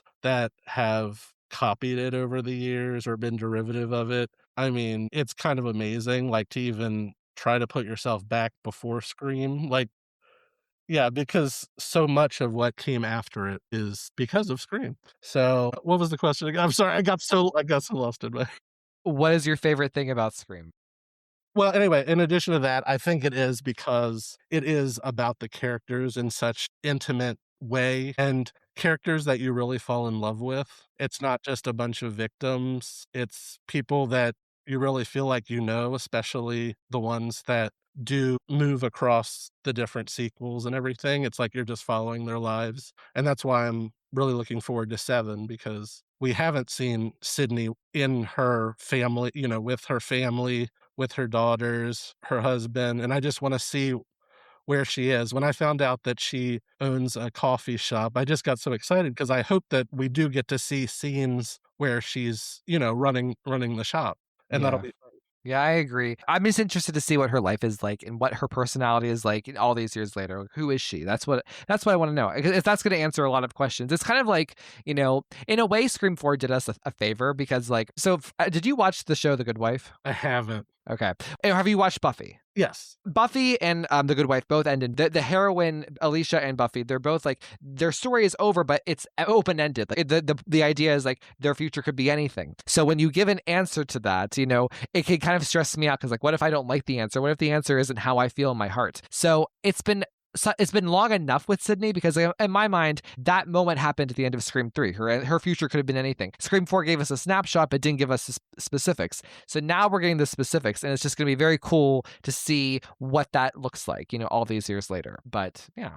Yeah, that's So. exactly what I'm looking forward to. Cool. Well, let's now go over to our top moments of the Scream films. So we're going to be doing our top 3 favorite moments from the Scream films. And like, I kind of, at first, the idea for this topic, which was suggested by Dustin months ago, started out as like small moments. And I kind of asked him if we could just expand it to at max, like between 0 seconds and 30 seconds, anywhere in there, and that can count as a moment, So we're not talking about full scenes. We're not talking about acts. We're not talking about finales or openings. We're talking about just, a couple of seconds of the films. And like, this was so hard. This was so hard. I literally had 37 moments as my starting list for Scream 3. And how am I supposed to get from 37 to 3?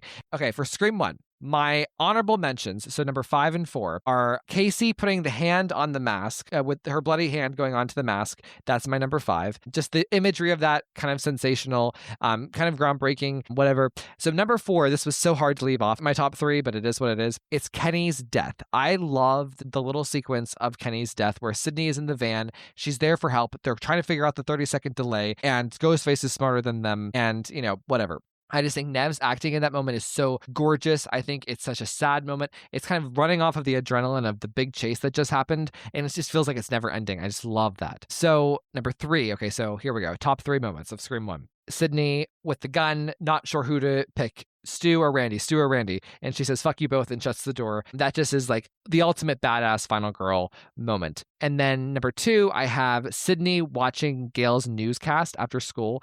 I don't know why, but this is the type of moment that I always like stop what I'm doing and watch it, even though it's kind of uneventful, right? I mean, we get a little bit of subtext of Maureen, but it's kind of like, so that's number 2 for me. I really love that, the vibe of her being at home, the setting, Gail, this weird connection between them. I love it. My number 1 moment, this was easy for me, is after like Casey kind of starts to run in her house and Ghostface is inside. She grabs the knife. We hear like the ka-ching of the blade, and then we see the killer running through the house, like a quick dash of like the black robe, just across the room, and that terrifies me. I think that's like the single most scary moment in any of the films. So Love those moments. And yeah, the moment where Casey grabs the mask, I love that. And honestly, everything up from the point where she's stabbed to the point, like when she's first stabbed, when she's running, to that moment when she pulls the mask off, I just feel like that opening scene, it's scary and fun at the same time, but the second that she's stabbed, there's like a power and gravity to the scene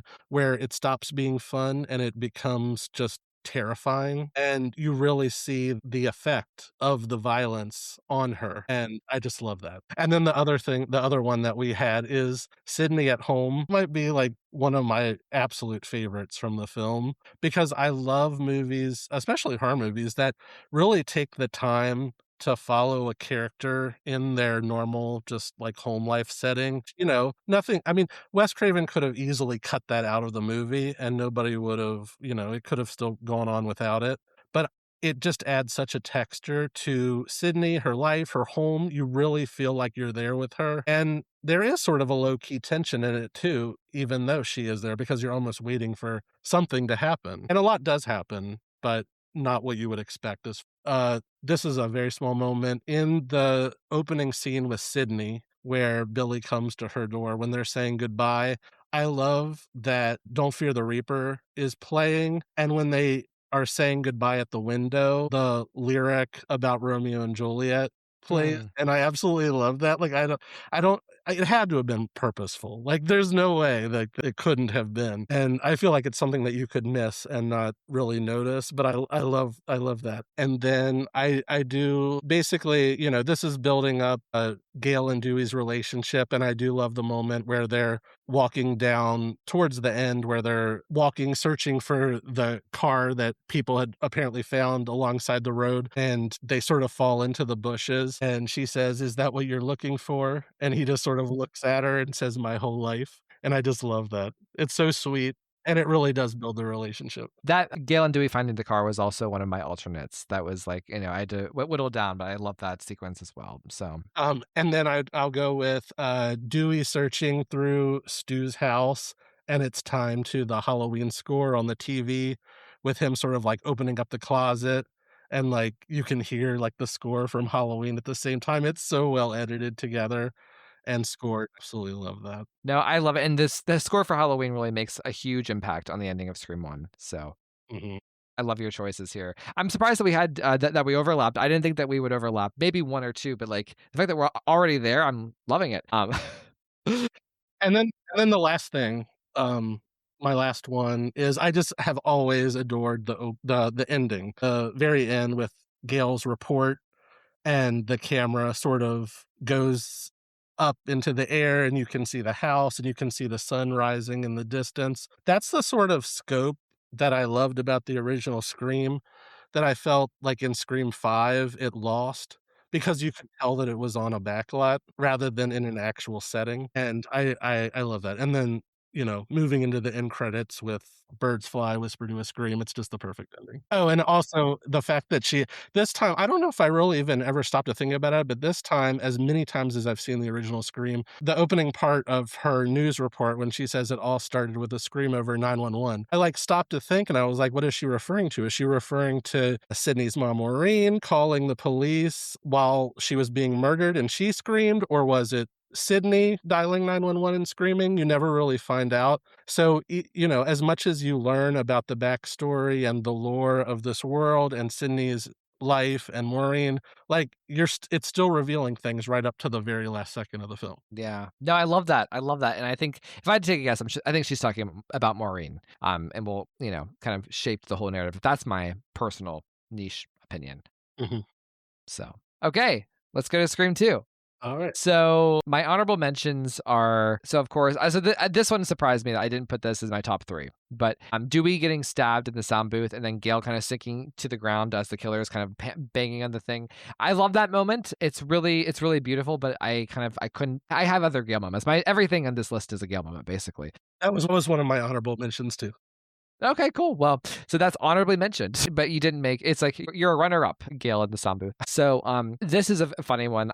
Really close. This is the only non-Gail moment for Scream 2 is Sydney climbing over Ghostface. And like, it's like whenever we get like the real nice close-up of Nev and then close-up of Ghostface and her elbow hits the horn and she says, "God, I hate this shit." I find that so funny, so natural, so Sydney. I think it's beautiful. Unfortunately, Justin, this is my top 3.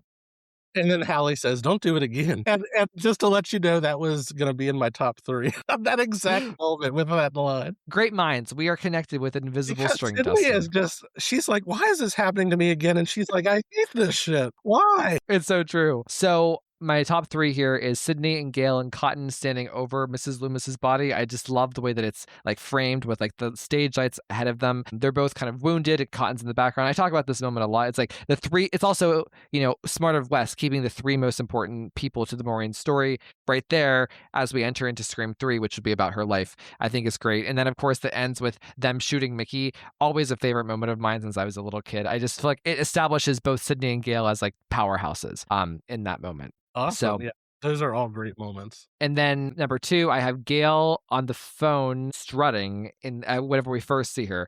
Then when she's talking about, "Are you kidding me? They'd be stupid to pull this movie." There is something about that is like when people talk about Gail Weathers and loving her in Scream 2 and loving Scream 2, I think of that moment.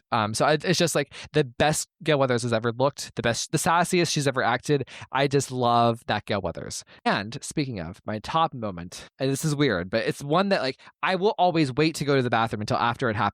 It's when Gail comes out of the sound booth. Cotton's there. She gets creeped out by him. He has blood on his hands, and she runs out and she grabs the phone from Mrs. Loomis and said, "The killer is Cotton fucking Weary." And Mrs. Loomis is like, "Cotton Weary." It's such a great. If Courtney Cox was nominated at the Oscars, that would be her clip, I think. So I'm going to go by sort of the chronological order of how they happen in the film, just because it's easy. So in the opening scene, when Jada Pinkett, Maureen, she leaves the theater to get popcorn and she hears the scream from the theater and it sort of causes her to jump and look back. And then you see like the late moviegoers running up the stairs to the balcony. And then, as she's going to get the popcorn, I just love the feeling of that because it's a public place. There's other people around, but like Wes Craven so expertly is able to create this sort of creepy, lonesome vibe, even in a setting like that. And I just think it's so well executed. So I've always really liked that. And then, this is super small, but at the very end of the CC Cooper scene where Sarah Michelle Gellar is stabbed and that she's thrown off the balcony, and you sort of like see her lying down there, and then it sort of focuses on the killer wiping the knife off, and the swing by Everclear is playing on the soundtrack. I just love it all because that's the other thing. Back then, I had the soundtracks for the original films, and I would just listen to them over and over and over. It's a great moment. Both of those were on my initial list too. So Cool. And then I love when they're in the quad of the college and they're sort of like searching, they're grabbing like the phones to see where the call is coming from. And this is one of my favorite Gail moments when she takes the one person's phone and she's like, "Who's this?" And the person on the line is like, "Who's this?" And she says, "Gail Weathers, author of the Woodsboro Murders." I just love that moment. And then let's see. I also love so this actually goes back earlier, but Dewey and Gail discussing the first scene between them when he's discussing the disparaging things that she had written in her book about him and how, she basically she says, "I don't know what to say except I'm sorry." And the music playing over it, it's the, Dewey and Gail theme. I just find that so sweet between them, even though they're sort of arguing at the same time about it. But I love that moment for their relationship. And then the last thing I'll say is the closing. The one thing that I really think most of the films get right are the very endings. And I love the closing aerial shot as Sydney's walking away. It's much more sad than I used to think it was. Like, in a way, it's triumphant because she survived, but at the same time, she's lost her boyfriend, she's lost, one of her good friends in Randy and her other friend Hallie. Like so much stuff has happened. And one thing that I did notice in the scene, as the end credits are playing, and if you follow her as she's walking through the campus, she sort of stops at one point and just sort of like looks around like she doesn't know where to go.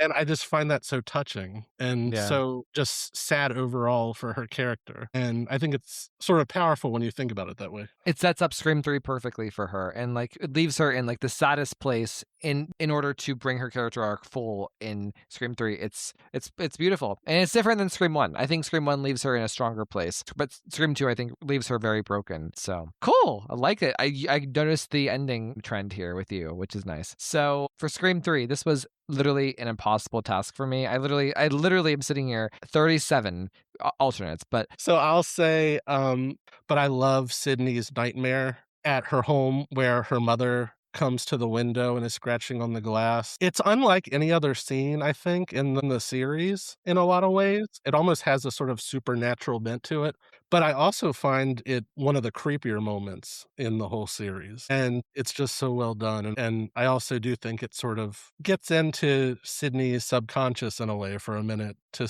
really see what she's dealing with. And it's the perfect metaphor for her, what's going on inside her head. It's beautiful. Yep, exactly. And then, yeah, I'm gonna go with, this is one that everybody loves, but this is one of the aforementioned lines that I use on a weekly basis, so I'm gonna say it. When they're in, the office of the Lance Henriksen, Jennifer Jolie says, "You're obsessed with her, and you're obsessed with her daughter." And Gail Weathers says, "Oh, all right, easy, Geraldo." I just love it. It's hilarious, and I say that all the time. But also in that scene, it actually is a serious conversation about sort of the dark underbelly of Hollywood and the, casting couch and all of that, and what Maureen had faced when she came to Hollywood to try to be an actor, and how it sort of just chewed her up and spit her out. And so it does have that sort of gravity to it at the same time. But of course, it's hilarious, with Parker Posey's delivery. And then I'll go with, yeah, I just love the Sydney when she's on the studio backlot recreations of the exterior of Stu's house and then in her house. And she's in her bedroom and she's sort of remembering the night that Billy had come to her window. And you can hear the dialogue overscored from it. And she sort of says at the same time as she had said in the original, "Would you settle for a PG-13 relationship?" I just love that. And the entire Stab 3 experience, like Sydney yelling for Dewey, her crying in his arms, at the end, like there's like a shot of Nev where Wallace says there's nobody up here, and then they look at Sydney and she's sobbing and shaking, and it's like, do they believe her? Should they believe her? It's just so great. That piece is amazing.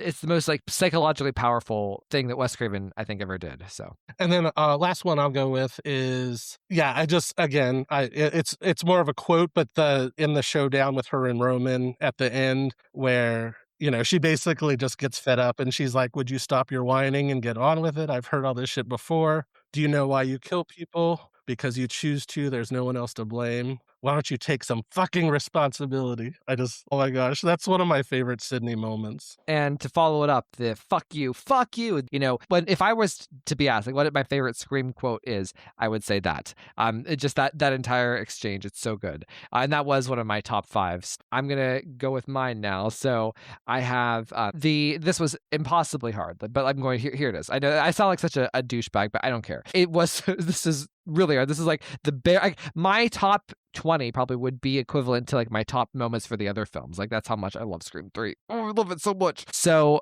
number 5, I have like the Kincaid conversation in the station, but specifically when she says, "I always thought I had the perfect mom, the perfect family," and then it ends with her saying, "I don't know who my mom was," and he says, you knew who she was to you." Moi. Yes, that is what we want. So I also have, you mentioned earlier, the epilogue for Scream 3, the gates open, the engagement, the door open. Masterclass cinema right there. My number 3 is the fucking responsibility. Fuck you. Number 2 may surprise you, but maybe not. Okay, so it's after Sydney gets the call in the police station, and she is trying to collect herself, and then she does the smart final girl thing of knowing that she has to be 2 steps ahead of the killer. So she goes and looks in the drawer for the second gun, and just Marco Beltrami's music in that moment, it is enough to give me a heart attack. That's how into the moment that I am. And she's pulling the drawers out. She finds the gun, and then she slams the drawer shut. My God, it is just like, that is climactic. That is invigorating. I love it so much. And of course, yeah, that is so smart. Like that, she actually thinks ahead like that. And my number 1, of course, is their Sydney and Roman hand holding. And I'm actually going to do a full episode on that, I think, in season 6, just talking about like the multiple interpretations of what that moment is. It's kind of the moment that birthed the podcast.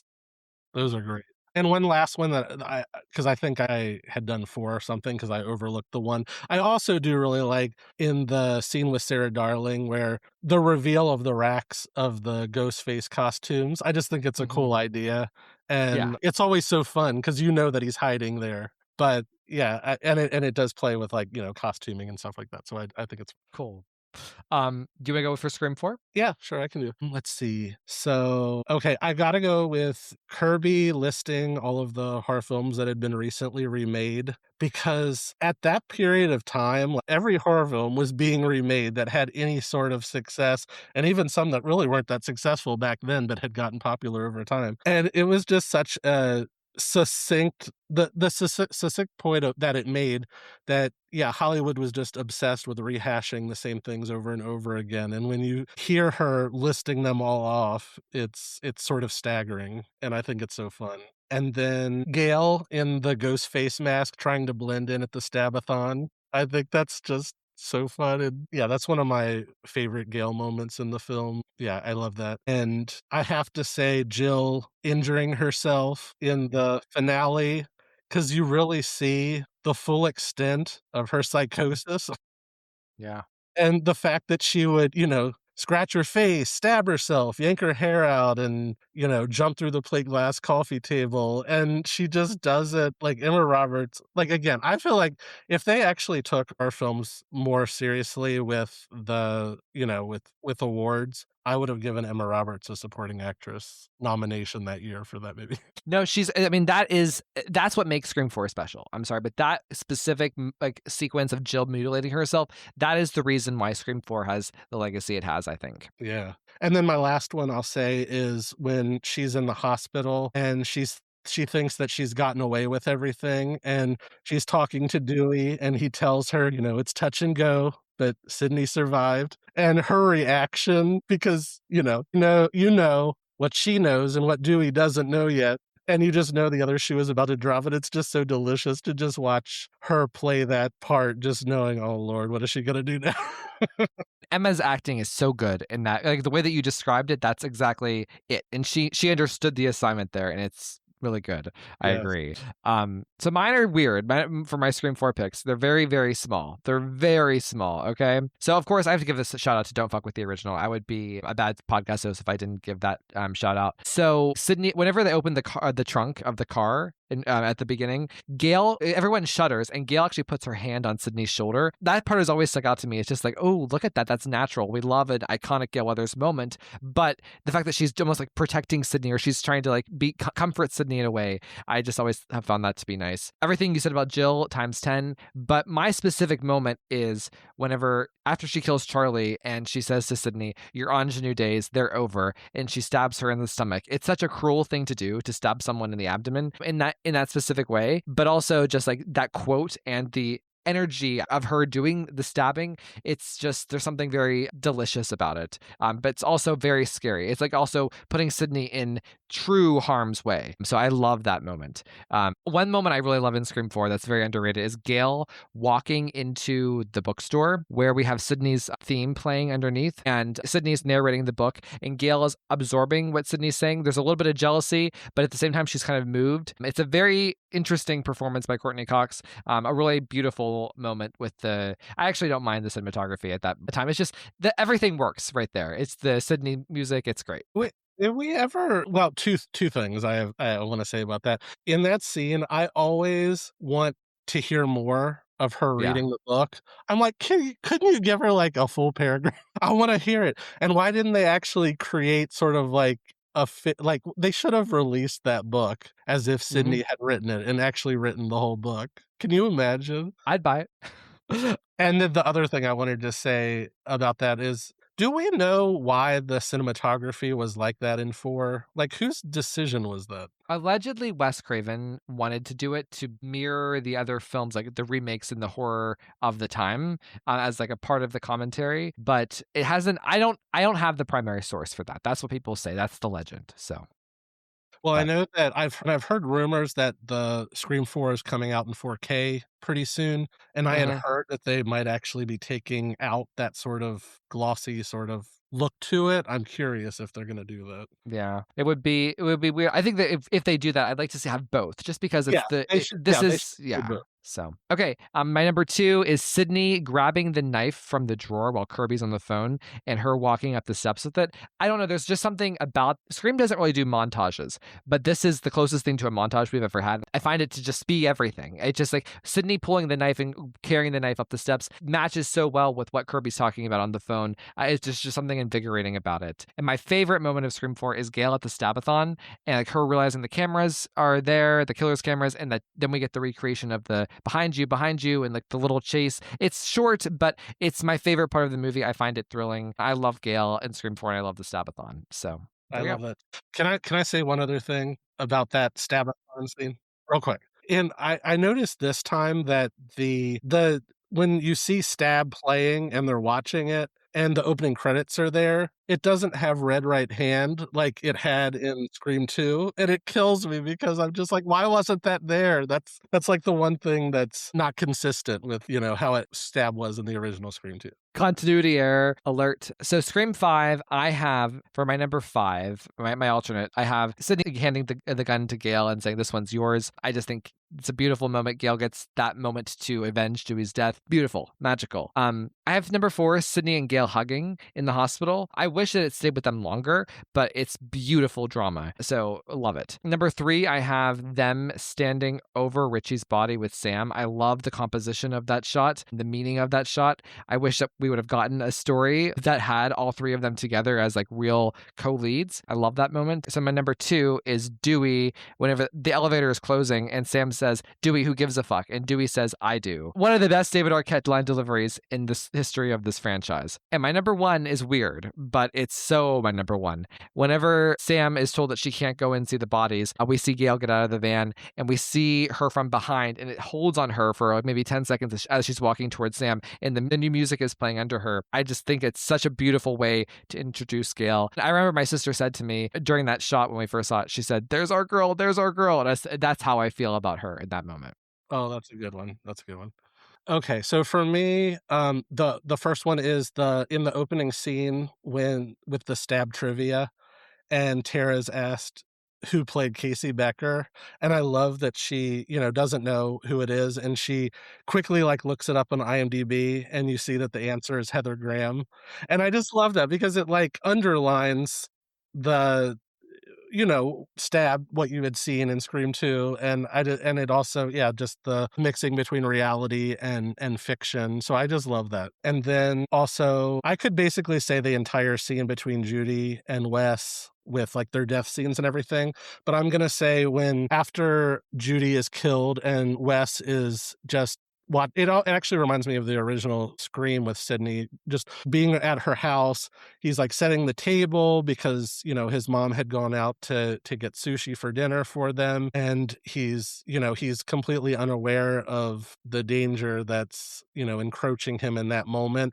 And there's just something really sad about it because what's about to happen and what just happened to his mom. So I really like that. That might be my favorite moment in the film. And then, yeah, I do love the one scene between Gail and Dewey in Scream 5 where they sort of meet and talk about their past and the dissolution of their marriage and how, he had left New York and that sort of thing. I thought that I was glad that was like the one moment I felt like in 5 that really took care of the returning characters and the relationships in a way that I felt like it was missing in a lot of other ways. And then my last one is the toast at the party for Wes. And they use the voices with the past actors and things. I just think that's so sweet. I love that you mentioned that. I didn't even think to put that in here, but beautiful, Dustin. Oh my God. And I would have, if we were doing full on scenes, I would say the Gail and Dewey scene. So I know it's more than 30 seconds, but I had to say it.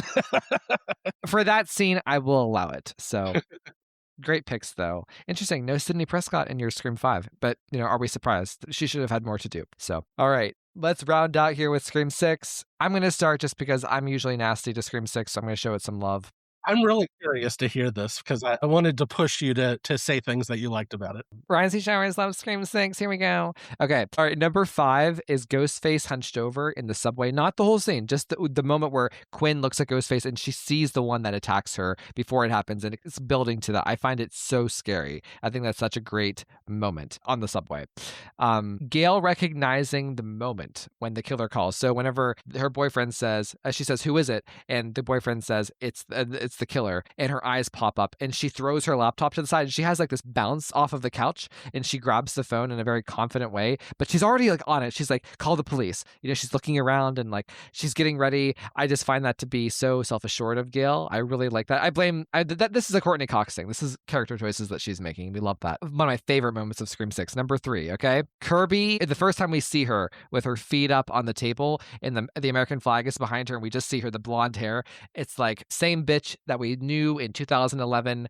I love that. Number 2, I have Gail after she leaves her bedroom and she's pointing the gun in every which way and the killer's on the phone with her still yammering on. I think there's a lot of cool cinematography in there. And I could extend this through the action. I think there's a lot of really amazing blocking and I love the knife going down close to Gail's face. I think that's so sick. My number 1 favorite moment in Scream 6 is another Gail moment because why else would I be watching Scream 6 other than her, 6 minutes of screen time? It's whenever she shoots the gun and she says, "How's that for nostalgia, fucker?" Amazing line delivery by Courtney Cox. Best. I love it. So, Dustin, what say you? Well, I mean, it makes sense that so many of them have to do with the Gale apartment scene because I think we can all agree that that's the best scene in the film. Mm-hmm.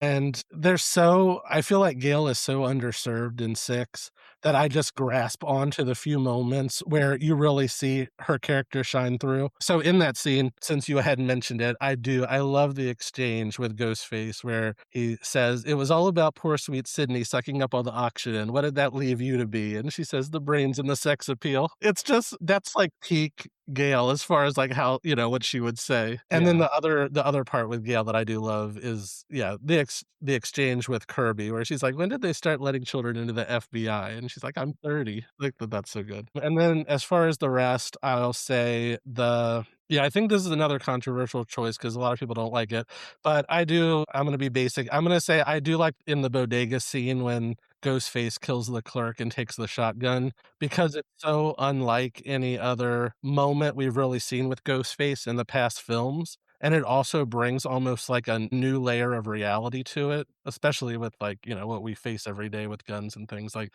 And so to see that happen and him sort of, Ghostface stalking them through the store, I just find it very effective, very, very suspenseful. And I do love the moment in the killer's lair, the moment between Mindy and Kirby where they're sitting on the side of the stage and they're talking about horror films and they sort of are agreeing with everything for the most part. And Mindy says, "Okay, game, recognized game." I think that's so cool. Like, I almost ship that relationship. Like, I want them to like get together in another. And then my last one, I'll say, in that subway scene, just with Mindy, the part where right before she's stabbed, where you see all of the Halloween costumes throughout the train and she spots him, but then the lights on the train go in and out and he disappears. I just find that the tension in that scene and just the overall effect of everything with the music and the cinematography and just the lighting and everything, it's just so effective. So I really like that. I mean, those were the last 2 that you mentioned, the non-Gale stuff, were things that were on my like alternates. So I mean, even so, we still see Scream 6 pretty similarly, and I'm just especially harsh on it because like it's just really hard for me with the Gale of it all, with the Dermot of it all, with the robe of it all, and it's just a lot of it's just really tough for me. So I'm extra harsh, but maybe over time my heart will thaw. Out of curiosity, has anybody in the favorite killer in the Flash round, has anybody ever said any of the killers from the 6th movie? The only killer to have ever been said in the speed round is me when I've talked about favorite crush being Dermot Mulroney. So, but anyways, I need to bring that question back. That question's fun. Favorite crush. Who's your biggest crush from the franchise? Oh my gosh. Well, that's good. Oh gosh. I kind of like Matt Kiesler in Scream 3. I don't know why. He's grown on me recently. And every time I watch Scream 3, and within the last year, I'm kind of obsessed with him. Yeah, I really liked him back in the day. Like, I was so excited when he was in Scream 3, and, he hasn't done much recently, but I certainly liked him back then. Yeah. Well, Dustin, thank you so much for this wonderful episode. I need to do more with the moments. This isn't the last time we're going to be talking about moments here on the podcast. So you've unlocked something in me with this challenge. I really appreciate it. Please tell everybody where they can find you and all of your film reviews, which you still do. And I read basically all of them on Facebook and on Letterboxd. So Facebook, Dustin Putman, my name. On Instagram, I'm dp.pj, and I'm on Letterboxd as well. And you can find me at Dustin Putman, and Twitter at Dustin Putman. awesome. Dustin, thank you so much for coming and celebrating this fortnight with me. Thank you so much. I really enjoyed it. We are officially 2 weeks, that's right, 2 weeks away from the release of Scream 7. It's wild to think that we've arrived at this point. And, I was thinking about it. There's a song that Taylor Swift wrote that describes a period of 2 weeks. It was a huge, huge, huge, massive hit in the year of 2024. So I figured that we should cover it for the song of the week as we are 2 weeks out from seeing Scream 7. So everyone, please welcome my friend Ash. Hey, Ash. Hello, Ryan. How are you? I'm doing all of this to say I hope you're okay. Ash, please tell everybody, what is the song of the week? Song of the week is Fortnite. This came off of the Torture Poets Department. It is track fun. It is featuring the lovely Post Malone. This song was produced by Jack Antonoff and Taylor Swift, written by Taylor, Jack, and Post Malone. We are going to probably have a Scream Light segment in this portion as we talk about Fortnite. The big connection with Scream is just the fact of the matter that we are 2 weeks away from Scream 7, and I wanted to be cute and be like, oh, we're a fortnight away from Scream 7, which we are. So, but this song was on the Torture Post Department. It had the big music video. It was a lead single. It was on the radio. It was a big cultural moment in the mainstream, even though, so this song, I have to say, it's not a favorite, I would say, of Swifties in terms of like other songs off of the Torture Poets Department. There are a lot of Swifties who are confused by why Taylor chose to put this at number one or made it the lead single. It's a very moody song. It's a very complex song. It's an even more complex music video. So we're going to be discussing Fortnite and everything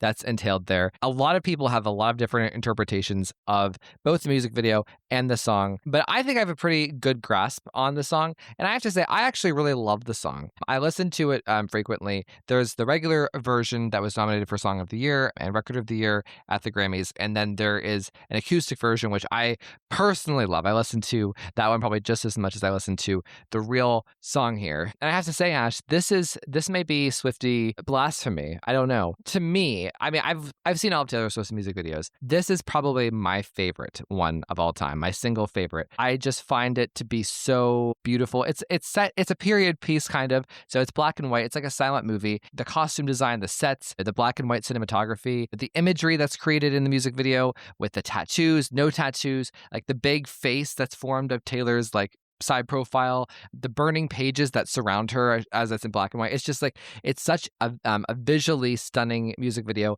And again, it's so thoughtful. I mean, I think about Fortnite, I think about the Fortnite music video so much, and I still don't feel like, I've completely conquered it. Like, it's just like, it's the kind of the gift that keeps on giving in terms of intellectual Swiftie thought. But Ash, what do you think of Fortnite and the music video? I've always thought of it as like a person reminiscing on something so trivial that affected them so grandly, like a fortnight, 2 weeks, not named after the video game. And confusing, by the way. Every time I search Fortnite, that shit comes up. I'm like, that's not the Fortnite I'm talking about. kind of feels like really cathartic, and like she's like expressing all the things she wants to express. And I'll completely agree with you. I love this music video. I also think Post Malone is so fucking cute in it. Me too. Like when he smiles at her, like I'm just like, like I get it, and I love like the tattoos on her face, and which is like almost. I'm sure a lot of people might know that Post Malone has a lot of tattoos on his face, and there's a part where Taylor is looking into the camera and she wipes her face, and his tattoos appear on her face. And to me, like a really visually beautiful moment. And I feel like that's like the way that like expressing like the mark that someone can leave on you, and like there's like so many deeper meanings. I also really love this music video because You've got Josh Charles, Ethan Hawke in it, super fun. And it's just like so visually stunning and like the black and white aspect of it. But this song is so, if you read some of these lyrics to somebody who didn't know a lot about Taylor Swift, they would never guess that this was a Taylor Swift song. Exactly. So Ash, do you remember when I first watched this music video? Yeah. In fact, I wasn't going to bring it up because I didn't want to make you remember that. So I was at the pharmacy and I was in line. I had listened to the full album, and I think it was the Saturday after the release. And I guess I hadn't watched the music video. I don't know why. And Ashley was like, Ryan, I need you to watch this music video. I'm like, okay, yeah, I will. And Ash is like, no, I need you to watch it like right now. And I'm watching it. And I'm watching it on my phone because I'm at the pharmacy. And so you will probably know that I am a big Good Wife fan. Josh Charles was in The Good Wife. He was actually the killer in our Scream 7 script episode 112 that Joey Valisi wrote. He has a cameo in the Fortnite music video. He's one of the scientists. And I didn't really recognize that it was him because I was watching it on my phone. And Ashley was mortified. It's like, Ryan, I need you to rewatch it. I was like, that's literally what she said. I need you to watch this.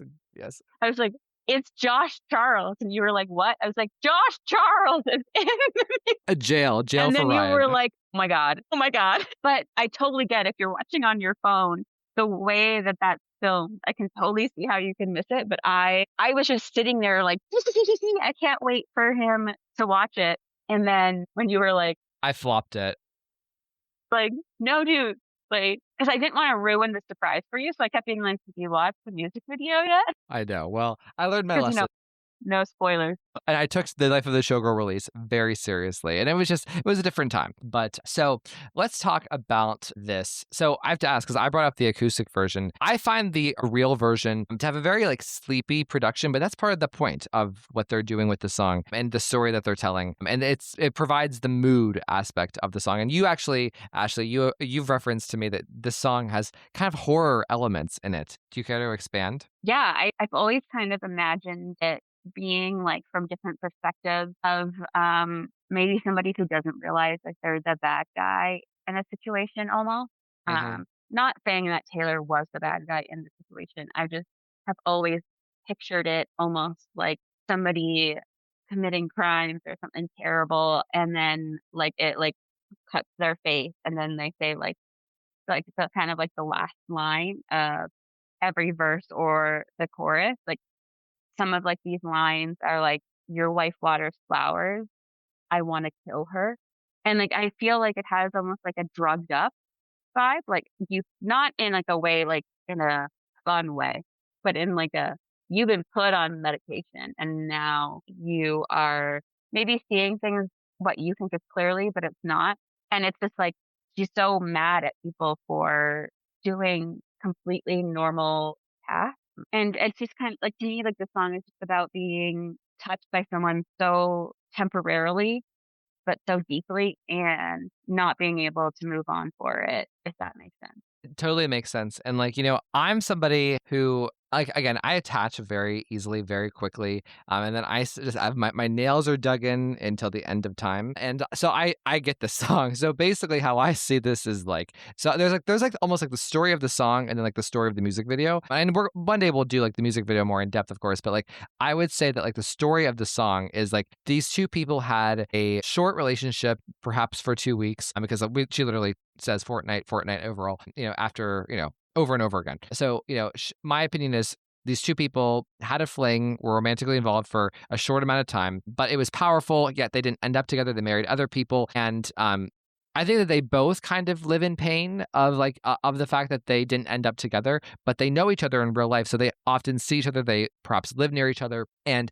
the narrator of the song, Taylor, for lack of a better phrase, she lives in the pain and the disgust of being married to the person whom she doesn't deem to be the one. The song is about that, just sitting in that pain and kind of living in that prison sentence almost, and like that unhappiness and thinking about what could have been based off of just this 2 weeks of love and passion or whatever however she views that relationship. And even it extends to, you said your wife waters flowers, I want to kill her. Again, it's like, to me, whenever I'm in the mind of the narrator of Taylor here, it makes complete sense. I would feel the same way. If I thought that this woman was married to someone I wish I was with, I would probably feel the exact same way. So, what are your thoughts? Yeah, I loved exactly what you said. I think the narrator of this song didn't know she was in a fling until it was over. Yeah. And the other person had a lot of control and manipulation. I think from kind of what we know, because obviously Taylor's life is very followed, that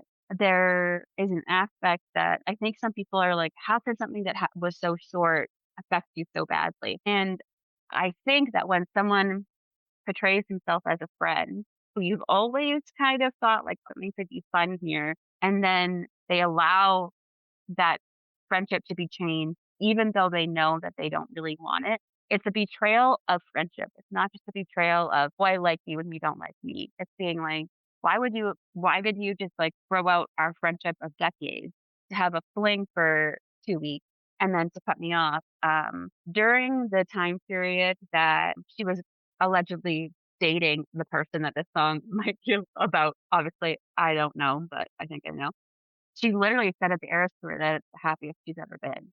And I remember watching it and I was like, "Girl, no, you're not." I think she was in such a horrible place with Joe, and she felt so taken for granted and so dead inside that whenever Maddie did show her this attention and they connected, like, artist to artist, which we see in the music video portrayed here, I think that she probably did feel alive and she felt like she was living out kind of like this what if fantasy that did come crashing down in a way. So even though he's the smallest man who ever lived, literally, even though he is that, I think that he brought a spark to her that she really needed to kind of get to the place where she is at the end of the music video, which is where I think is Travis. The music video literally has her in a mental hospital at the beginning. And like, I mean, this isn't like, No, like I agree on all of that. I just don't agree on the part saying that he gave her the spark. I think the spark was her anger after and realizing that she can do it all on her own. It's a lot of sadness and not like a lot of anger. I mean, there is, but you know what I mean? And I feel like we see these like tiny glimpses of stuff, but we've also seen Taylor show so much love for this person, for Joe, and we've never seen her show love for Maddie. It's all fake. It's all an illusion. Whereas I think I think Joe did help her through some of like her darkest times. And so I think that there was real love there at one point. It just might not have been right for either of them. And neither one of them wanted to show that. It's like when she's like, I took the miracle move on drug and this. She's like, I'm trying to move on from this thing that was devastating. And now you just like it's like you pouring salt in the wound. It's like you're making it so much worse. But I like how I was like, no, Ryan, no. But it was just a spark because I was like, Maddie Healy did not give her any spark. it's undeniable though that Taylor was drawn to him, or she had a fantasy of him in her mind that while she was with Joe. And I think a lot of it was rooted in this idea of like connecting like on an artistic level, like because they both are musicians and songwriters. I know, right? I know. But and like I don't like Maddie. I do not like Maddie. I'm just saying like from her perspective, I think that was like the draw in her mind during the guilty as sin era, right? And when she was still unhappy with Joe and fantasizing about like getting out of that relationship. And I think I think you said it best. Is like Maddie is almost an illusion, which is why the fortnight of it makes all of the sense in the world. She was with Joe for 6 years. And then like for, in the breakup album of Joe, I mean, you would say that Joe's breakup album is Midnight's, and it is. But like in a way, it's funny, right? Joe finally gets his breakup album here with the Torture Post Department, and he's not even the main character, right? It's about this 2-week, rebound, for lack of a better phrase. So that's what it is. But, I don't know. But as it pertains to Fortnite, I think it's so interesting because Taylor, she has talked why she chose this for the lead single, and she's not dumb. She chose it for good reason. She says that she believes that the entire album can be traced back to this song. And in a way, it makes sense because if the album is about kind of like goodbye of Joe to, the beginning of Travis, and in the middle of that is just this 2-week rebound, it kind of makes sense that you would start out a song describing like the fortnight of it all. We've all been there. I think we've all liked somebody who I've always really loved that this is the first song because I feel like it gives you that vibe that you're about to go into. And it clearly explains, without clearly explaining, the vibe of what she was feeling. And like, I took the miracle move on drug. The effects were temporary. Yep. Like, that is exactly what a rebound is. But when you don't think your rebound is a rebound, like if you're going into something being like, okay, I just need to be able to get over this person, I have to get underneath somebody else, as some people might say, that like there's something fun if two people know that something isn't going to be forever. And like that can be really sweet and really like helpful. But clearly people were not on the same page. And then now in the music video, she's ripping those pages up and is like throwing them. 1975, there's a lot of imagery. I saw somebody be like, I'm a huge 1975 and Taylor fan. I'm going to show you all of the fun moments and like what relates. And they were super fair about it. They weren't really giving an opinion. They were just explaining kind of like the little Easter eggs that were included. And it's like, oh, that was really fun. But like Taylor like was literally like on a tour and like literally went and was like hanging out with him and like performing and clearly thought she was getting something that she needed, and it was literally the exact opposite of what she needed. And I bet there was maybe like some regret there, being like, "Oh, did the thing I had before, was that better? Like, am I just like?" There's a part in the Air Square doc where she's like, "Wow, like literally, like there's no one for me on this planet." Exactly.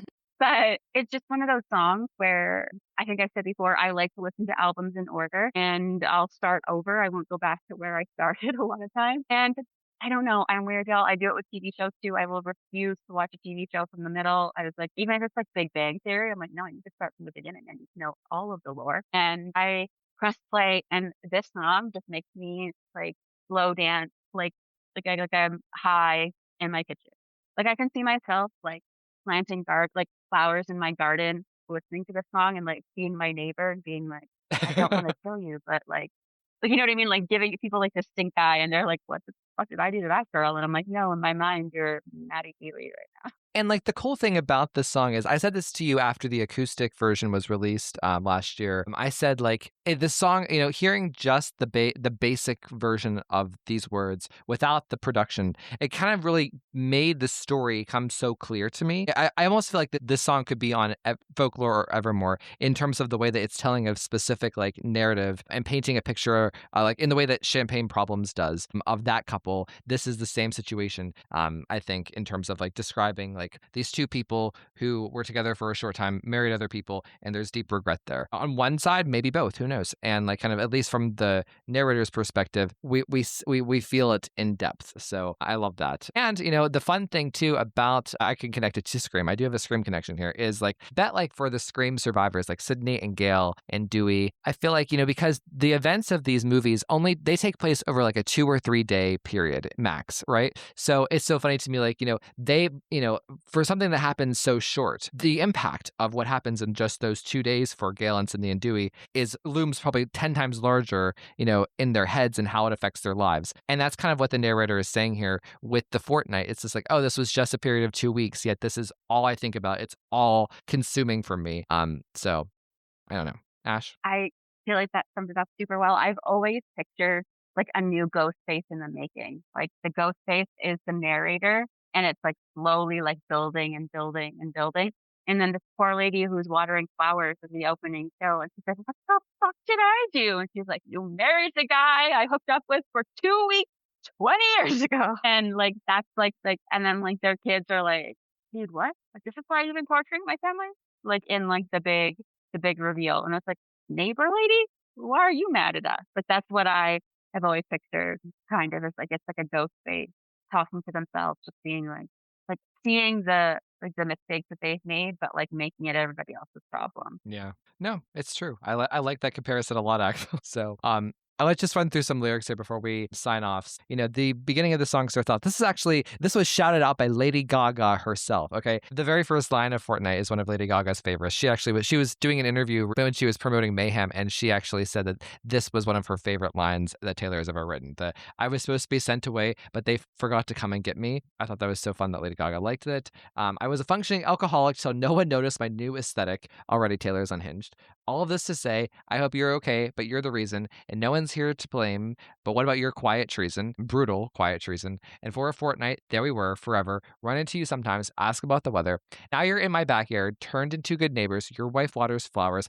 I want to kill her. And this contrasts with later on, after the second time with the chorus, she says, "My husband is cheating. I want to kill him."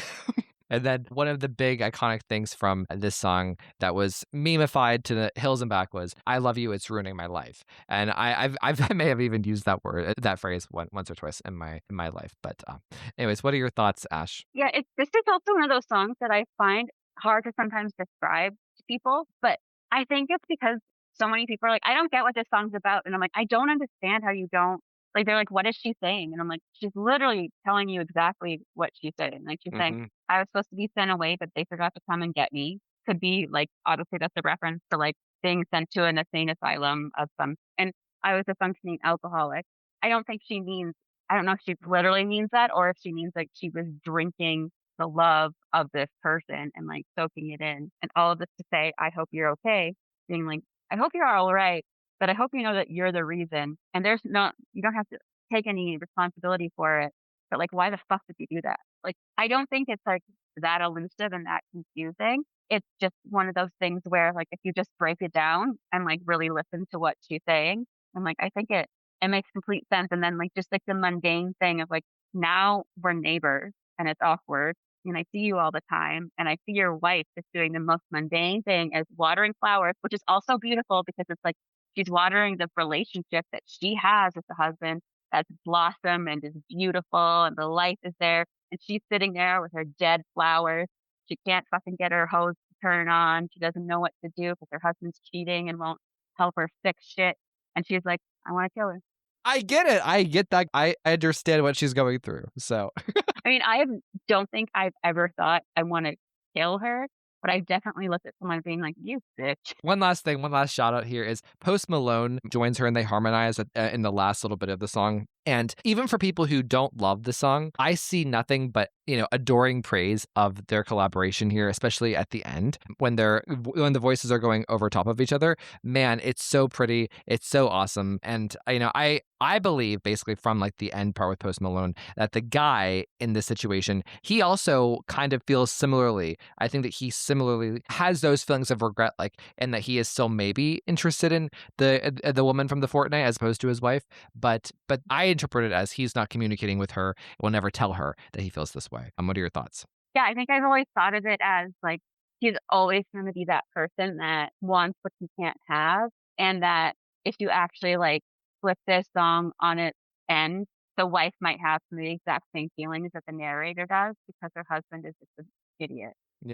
And he's always just putting someone on the back burner and being like, "Okay, well, if this doesn't work out, at least I know she likes me." Gasp. Oh my gosh. Wow. You have ruined the vision of the guy in my head. Well, Ash, thank you for discussing Fortnite with me. I wish everybody a happy Fortnite from now through the time that Scream 7 comes out. Ash, please tell everybody where they can find us online. You can find me at SquirrelAndSpud9 on Instagram. You will find my Etsy shop. You'll find a lot of my fun, interesting posts, my cat. But most importantly, y'all, you've heard it once, you've heard it before. You'll find the Scream Game of the Week. I love you. Love you too. All copyrighted material used or referenced in this show belong to their rightful owners and made possible by the Fair Use Act. And number 3, never, ever, ever, under any circumstances say, "I'll be right back," because you won't be back. Get another beer, you want one? Yeah, sure. I'll be right back!